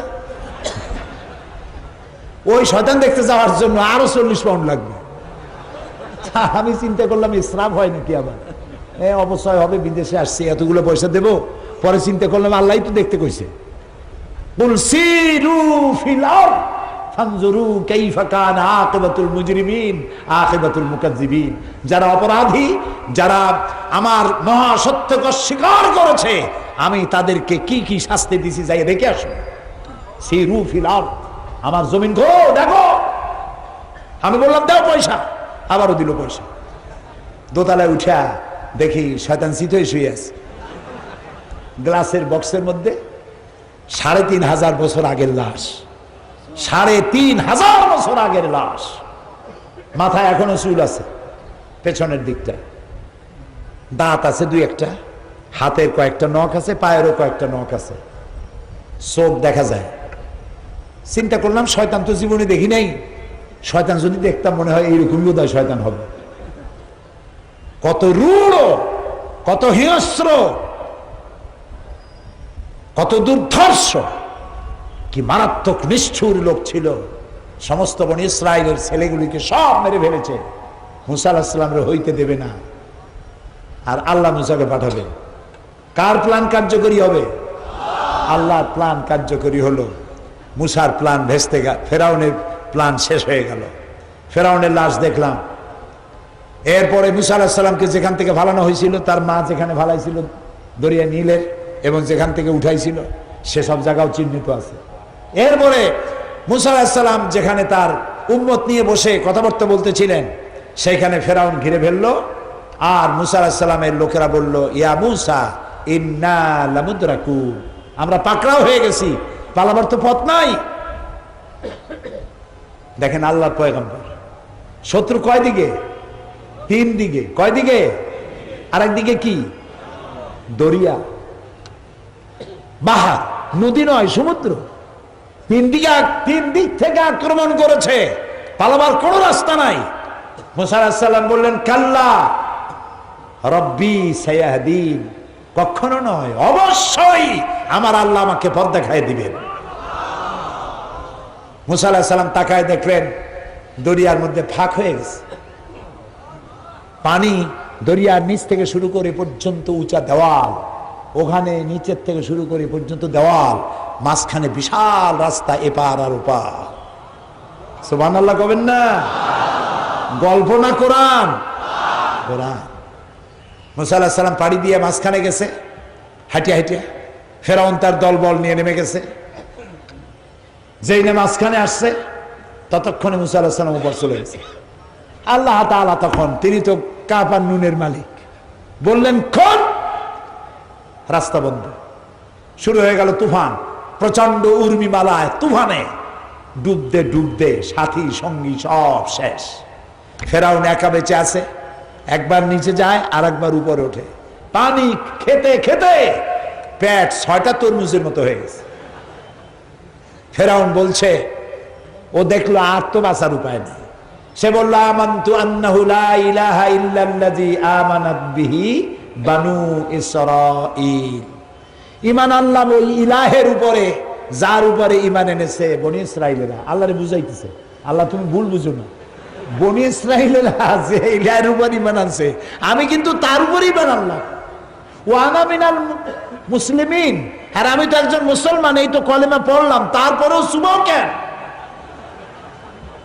আল্লাহ তাআলা বলছেন, আন এখন, ওয়াকাদ আসাইতা কাবলু ওয়া কুনতা মিনাল মুফসিদিন, অথচ তুমি এই দেশে আমার মানুষের উপরে তোমার হুকুম চালু করেছো, মানুষকে নির্যাতন করেছো। ফেরাউন বলছে, আনা মিনাল মুসলিমিন, আমি মুসলমানদের একজন। আল্লাহ কয়, অকুনতা মিনাল মুফসিদিন, বেটা তুই তো সন্ত্রাসী। কি আর মুসলিম তুই? মুসলমান তো সন্ত্রাসী হইতে পারে না। মুসলমান সন্ত্রাসী হতে পারে? মুসলমান কখনো সন্ত্রাসী হতে পারে না। সুতরাং তুই সন্ত্রাসী, তোরে আমি শুধু মারবই না, আল ইয়াউমা নুনাজ্জিকা বিবাদানিক, শুধু মারবই না, তোর মৃত্যুর পরে পানি তোর বডিকে বাঁচাবে না, জলচর প্রাণী তোর শরীর খাবে না, মাটিতে পচবে না, গলবে না, আমি তোর শরীরকে শুটকি বানাইয়া রাখবো কিয়ামত পর্যন্ত। এই পৃথিবীতে যত জালিম আর স্বৈরাচার আসবে, তোরে দেখে যেন তারা দৃষ্টান্ত শিক্ষা নিতে পারে। আল্লাহ তাআলা রেখে দিয়েছেন ৩,৫০০ বছর ধরে লাশ আছে এবং থাকবে। আল্লাহ তাআলা মিশরে অনেক কিছু দেখালেন, 5 দিনে বহুত কিছু দেখছি, সব বইয়ের মধ্যে লিখেছি। সব কথা এখানে শুনলে তাহলে তো সমস্যা হবে, আর আমি শুনাইতেও পারবো না। প্রিয় ভাই সব, এই মিশরের এই ঘটনা এই জন্য বললাম, পৃথিবীতে যে আল্লাহ ফেরাউনরে ডুবাইছে, যে আল্লাহ তার নমরুদকে জুতা দিয়ে পিটাইছেন, যে আল্লাহ তাআলা জালিমদেরকে, জামাল নাসেরের মতো জালিম, মুস্তফা কামাল পাশার মতো জালিম, রেজা শাহ পাহলভীর মতো জালিম যে আল্লাহ ধ্বংস করেছেন, 2 অক্ষরের যে জালিম সারা পৃথিবীর মুসলমান জানাচ্ছে আল্লাহ তাকে দমন করার জন্য যথেষ্ট নয়। আল্লাহ তাআলা তিনি দেখবেন এবং তিনি বিচার করতে যথেষ্ট। সুতরাং মুসলমানদের কোনো ভয় নাই। কোনো ভয় আছে? আপনারা যখন বলবেন মাতা নাসরুল্লাহ, আল্লাহ তোমার সাহায্য কখন পাবো, এই বলে যখন চিৎকার মারবেন আল্লাহ তখন বলবেন আলা ইন্না নাসরাল্লাহি করিব, আমার মদদ তোমাদের জন্য অবধারিত। বাংলাদেশ শাহজালালের দেশ, শাহ মখদুমের দেশ, শাহ আমানতের দেশ, খানজাহানের দেশ।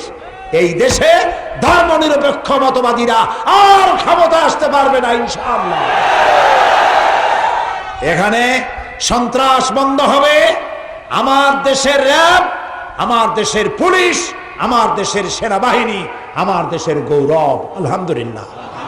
বাংলাদেশ সেনাবাহিনী স্বাধীনতার 1971 সাল থেকে শুরু করে পর্যন্ত দেশের দেশপ্রেমের যে কোনো প্রশ্নে উত্তীর্ণ বাংলাদেশ সেনাবাহিনী।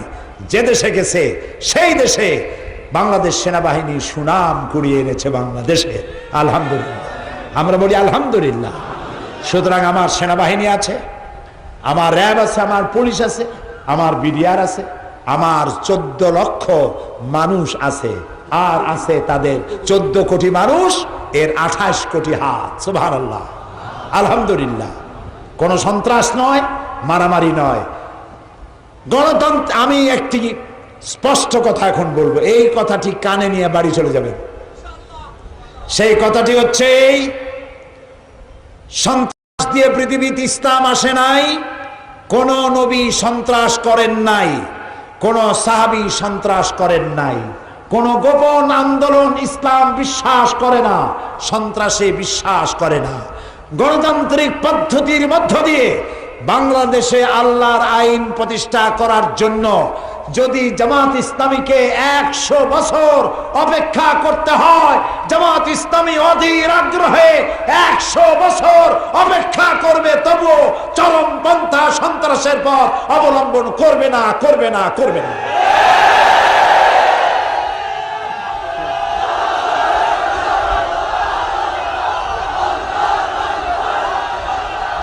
সুতরাং পত্রিকায় জোট ভাঙ্গার জন্য যত আন্দোলন করুক, জোট ভাঙবে না ইনশাআল্লাহ। এসব চেষ্টা হচ্ছে জোট ভাঙ্গার জন্য, জোট ভাঙবে না ইনশাআল্লাহ। ঐক্যবদ্ধ থাকুন। পত্রিকার কোনো খবর পড়ে, পত্রিকা কোনো ওহী নয়, যা লেখে তা সত্য তা নয়, টিভি চ্যানেলে যা বলে তা সত্য, সবটা সত্য নয়। এই জন্য কোরআন শরীফের সূরা হুজুরাতে আল্লাহ তাআলা বলেছেন, কি বলেছেন? আয়াতটা আমার মুখস্থ নাই। ইজাজা ফাসিকুন বিনাবাইন ফাতাবায়ানু, অর্থাৎ কোন ফাসিক, ফাসিককে, ফাসিক হলো সেই ব্যক্তি যে ব্যক্তি প্রকাশ্যে আল্লাহর সাথে গুনাহ করতে শরম পায় না, ভয় পায় না, এটা হলো ফাসিক। এইরকম কোন ফাসিক যদি কোনো খবর প্রকাশ করে, সেই খবর শোনা মাত্র বিশ্বাস করো না। সূরা হুজুরাতে আল্লাহ নিজে বলেছেন, কারণ এটা বিশ্বাস করলে পরবর্তী পর্যায়ে তোমাকে পস্তাতে হতে পারে, আল্লাহ বলেছেন। কাজী সারা দেশে পত্রিকা আসলো আর সব চেষ্টা করলো, সব দোষ জামাত ইসলামী আর শিবির, সব শেষ। বিষয়টা এত সহজ নয়। ইসলাম প্রতিষ্ঠিত হবে, হিন্দু শান্তি পাবে, খ্রিস্টান শান্তি পাবে, বৌদ্ধ শান্তি পাবে, উন্নয়ন পাবে, সমৃদ্ধি পাবে, সাম্প্রদায়িক সম্প্রীতির এত সুন্দর দেশ পৃথিবীতে আর নয়। আলহামদুলিল্লাহ বলো। ঠিক বলেছি না বাড়াই বলছি? এইখানে পূজা রোজা একসাথে হয় নাই? কথা বলেন, পূজা রোজা একসাথে হয় নাই? এই পূজা রোজা যে একসাথে হয়েছে, আপনারা দুর্গা মন্দিরের দুর্গার মাথা ভাঙছেন কয়টা? মন্দির ভাঙছেন কয়টা? কয়টা হিন্দু পিঠায় ভারতে পাঠাইছেন? কাজী বাংলাদেশের সাম্প্রদায়িক সম্প্রীতি বিনষ্ট হয়েছে বলে যারা বাংলাদেশে আর বাইরে যারা মানুষকে বলে বেড়ান, তারা 100% মিথ্যেবাদী। লানাতুল্লাহি আলাল কাযিবিন। পড়েন, বলেন লানাতুল্লাহি আলাল কাযিবিন, লানাতুল্লাহি আলাল কাযিবিন। আমাদের দেশে সাম্প্রদায়িক সম্প্রীতি সব থেকে ভালো, আলহামদুলিল্লাহ। এখানে আমার এলাকা জানেন তো কোথায়? সিলেটের, তাও মুখস্থ আছে। ৮০,০০০ হিন্দু ভোটার আমার এলাকা, আলহামদুলিল্লাহ। এই হিন্দু নেতারা আমার মঞ্চে আসেন আর বক্তৃতার ভেতরে বলেন, মায়ের কোলে সন্তান যেভাবে নিরাপদে আছে, আমরা বিগত ৮.৫ বছর সেইভাবে নিরাপদে আছি। উন্নয়নের অভাব নাই। কে ভোট দিয়েছে আর দেয় নাই সে চিন্তা করিনি, আমরা তো করি না। সকলকে আমরা সমানভাবে ইনসাফের সাথে দেখতে চাই। আমাদের দেশের হিন্দুরা ভালো। যখন আমাদের দেশে হিন্দুরা প্রতিবেশী হিন্দু মারা গেলে মুসলমানরা দেখতে যায় না? যায় না? হিন্দুর অসুখ হয়েছে, একটু আপেল নিয়ে কমলা নিয়ে দেখতে যায় না? আবার মুসলমানের অসুখ হলে হিন্দুরা আসে না? ওদের পূজা হলে আমাদের ছেলেমেয়েরা দেখতে যায় না? আবার আমাদের ঈদের দিনে আমাদের প্রতিবেশী হিন্দুরা আমাদের সেমাই, আমাদের পায়াসের শরীক হয়। পৃথিবীতে কোথায় আছে এমন? সুতরাং এই দেশটিকে অকার্যকর, ব্যর্থ, অযোগ্য, অপদার্থ, চোর, হাবিজাবি কথা বলিয়া ক্ষমতা হারাবার উন্মাদনায় পাগল হয়ে গিয়েছে। আল্লাহ তাআলা এই দেশের প্রতি শান্তি দান করুন। গোটা পৃথিবীর মুসলমানদেরকে আল্লাহ শান্তি দান করুন। মোনাজাতের পর আজান হবে, বাজামাত এশার নামাজ পড়ে যাবেন। আর মোনাজাতের আগে একটু সময় চাই। আপনারা আমাকে এতক্ষণ সময় যখন দিছেন, আর 5টা মিনিট সময় কি দেবেন? দেবেন? সিলেটের মানুষেরা আমাকে প্রাণ দিয়ে ভালোবাসে, এটা আমি জানি, আলহামদুলিল্লাহ। আমিও আপনাদেরকে ভালোবাসি। এই ভালোবাসায় কোনো স্বার্থ আছে? আল্লাহরে বলি, আল্লাহ, এই সিলেটবাসীরা নিঃস্বার্থভাবে আমাকে ভালোবাসে, আলেমদের ভালোবাসে। এই ভালোবাসার বিনিময় কিয়ামতের দিনে এক জান্নাতে বসার তৌফিক আমাদের দিয়ে দিও। এই আঞ্জুমানে খেদমতে কোরআন বিরাট কষ্ট করে, পরিশ্রম করে, প্রতি বছর বহু টাকা ঋণ হয়ে যায়।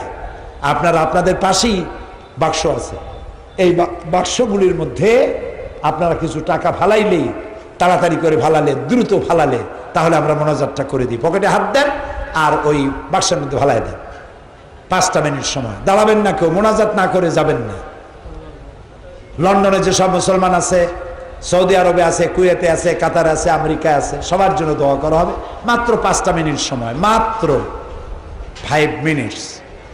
লা ইলাহা ইল্লাল্লাহ, লা ইলাহা ইল্লাল্লাহ, লা ইলাহা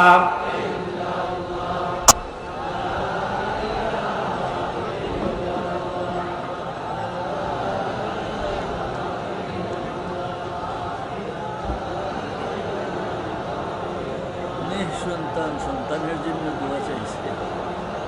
প্রিয় ভাই সব, এক্ষুনি মোনাজাত হবে, এক্ষুনি বসেন।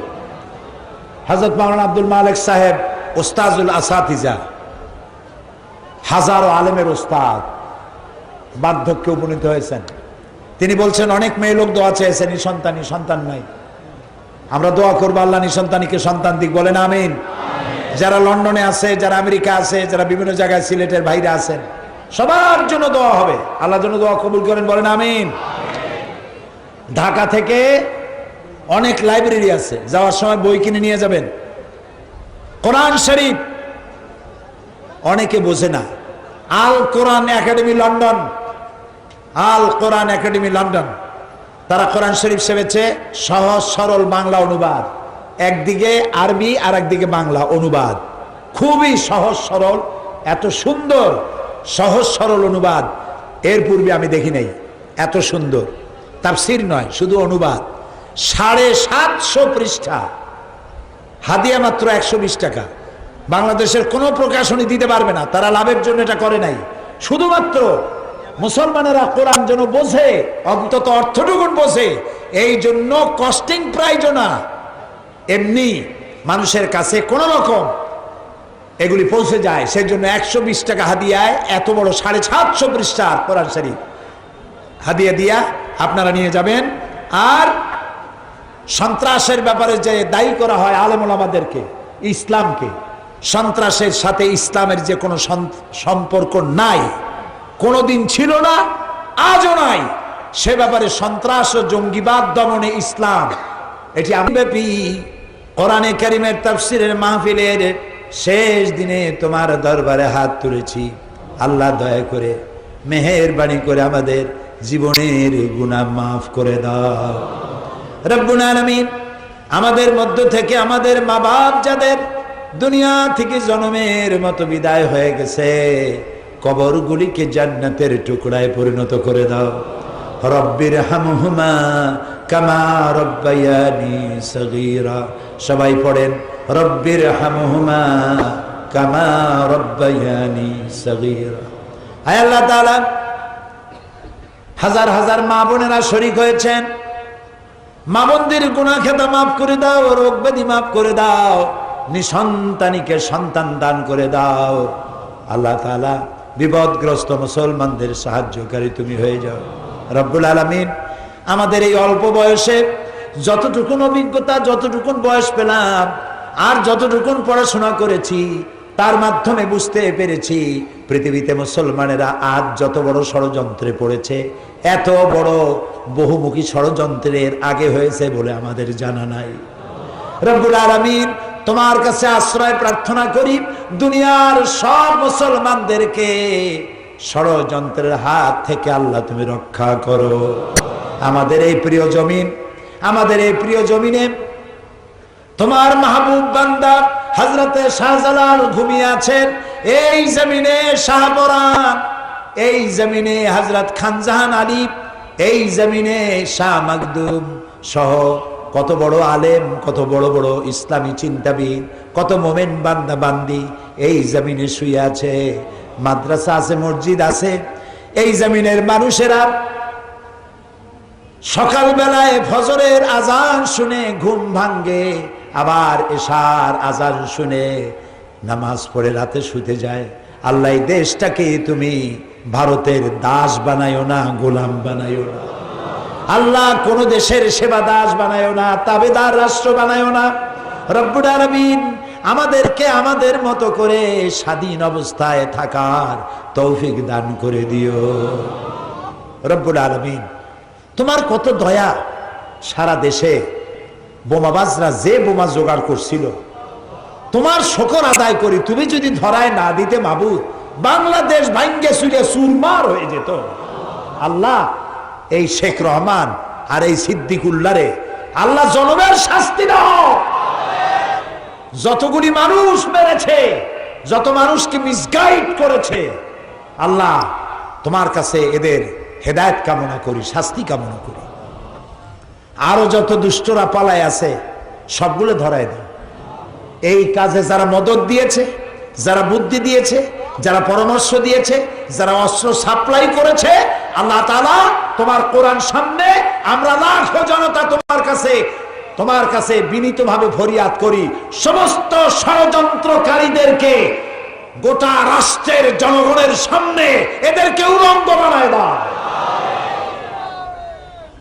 আল্লাহ তাআলা আমাদের দেশটাকে হেফাজত করো। আল্লাহ তাআলা ইসলামের কথা যারা বলেন, ইসলামের কাজ যারা করেন, তুমি তাদেরকে সাহায্য করো। আল্লাহ তাআলা এই লন্ডনের লক্ষ লক্ষ মানুষ, এই সিলেটের লক্ষ লক্ষ মানুষ লন্ডনে থাকেন, ইউরোপের বিভিন্ন দেশে থাকেন, আফ্রিকায় থাকেন, সৌদি আরবে, মিডল ইস্টে, আমেরিকায় থাকেন, রুজি রুটির জন্য তারা বিদেশে আছেন। আল্লাহ তাদেরকে সুস্থ রাখো, ভালো রাখো। এখানে তাদের পরিবার পরিজন যারা আছে, আত্মীয় স্বজন, তাদেরকে ভালো রাখো। আল্লাহ তাআলা তাদের হালাল রুজি কামাবার তৌফিক দাও, এবং সেই রুজি দিয়ে তারা এই দেশ গড়ার পেছনে যেন অবদান রাখতে পারে তৌফিক দান করে দাও। আল্লাহ তাআলা তুমি আমাদেরকে আজকে খালি হাতে ফেরত দিও না। কয়েক সেকেন্ড আমি আপনাদের জন্য ছেড়ে দিলাম। মাথা নিচু করে, চক্ষু বন্ধ করে, যার যা বলার আছে প্রাণ খুলে বলুন। আল্লাহ তাআলা বান্দার দোয়া কবুল করবেন। আল্লাহ তাআলা বলেছেন, উদুনি আস্তাজিব লাকুম, আমারে ডাকো, আমি ডাকের সাড়া দেব।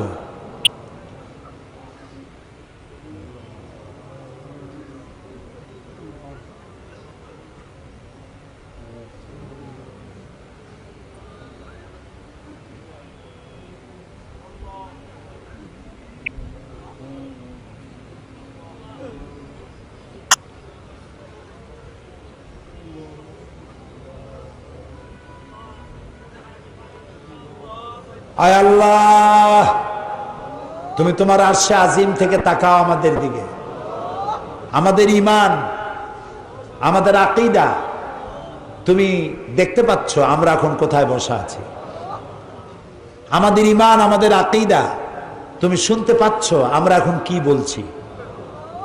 আল্লাহুম্মা ইয়া মুনজিলাল কিতাব ওয়া মুজরিয়াস সাহাব সারিআল হিসাব ওয়া হাজিমিল আহজাব আল্লাহুম্মা ইহজিমহুম ওয়া জালজিলহুম ওয়ানসুরনা আলাইহিম আল্লাহুম্মা আইজ্জিল ইসলাম ওয়াল মুসলিমিন আল্লাহুম্মা আহলিকিল কাফারাতা ওয়াল মুবতাদিআতা ওয়াল ইয়াহুদা ওয়াল মুশরিকিন আল্লাহুম্মা শাত্তিত শামলাহুম আল্লাহুম্মা মাজ্জিক জামাহুম আল্লাহুম্মা দাম্মির দিয়ারহুম আল্লাহুম্মা খাররিব বুনিয়ানাহুম। আল্লাহ তাআলা বাতিল ঐক্যবদ্ধ হয়েছে ইসলামের বিরুদ্ধে, সমস্ত বাতিলের ঐক্যের মধ্যে ফাটল ধরিয়ে দাও, তাদের পরস্পরের মধ্যে বিদ্বেষ সৃষ্টি করে দাও, সন্দেহ সৃষ্টি করে দাও, তাদের পায়ের তলার মাটি খসায় দাও, তাদের প্রতি মানুষের কলিজার মধ্যে ঘৃণা জন্মায় দাও। আল্লাহ তাআলা ইসলামের পক্ষে জনগণকে ঐক্যবদ্ধ করে দাও। আল্লাহ তাআলা যারা ভুল বুঝে ইসলামের সাথে বিরোধিতা করে তাদেরকে আল্লাহ তুমি দয়া করে ইসলামের পক্ষে এনে দাও, সকলকে হেদায়েত নসিব করে দাও। আল্লাহ তাআলা আঞ্জুমানে খিদমতে কোরআনকে কবুল করো, যারা সাহায্য করেছেন তাদেরকে কবুল করো, কিয়ামত পর্যন্ত কবুল করো।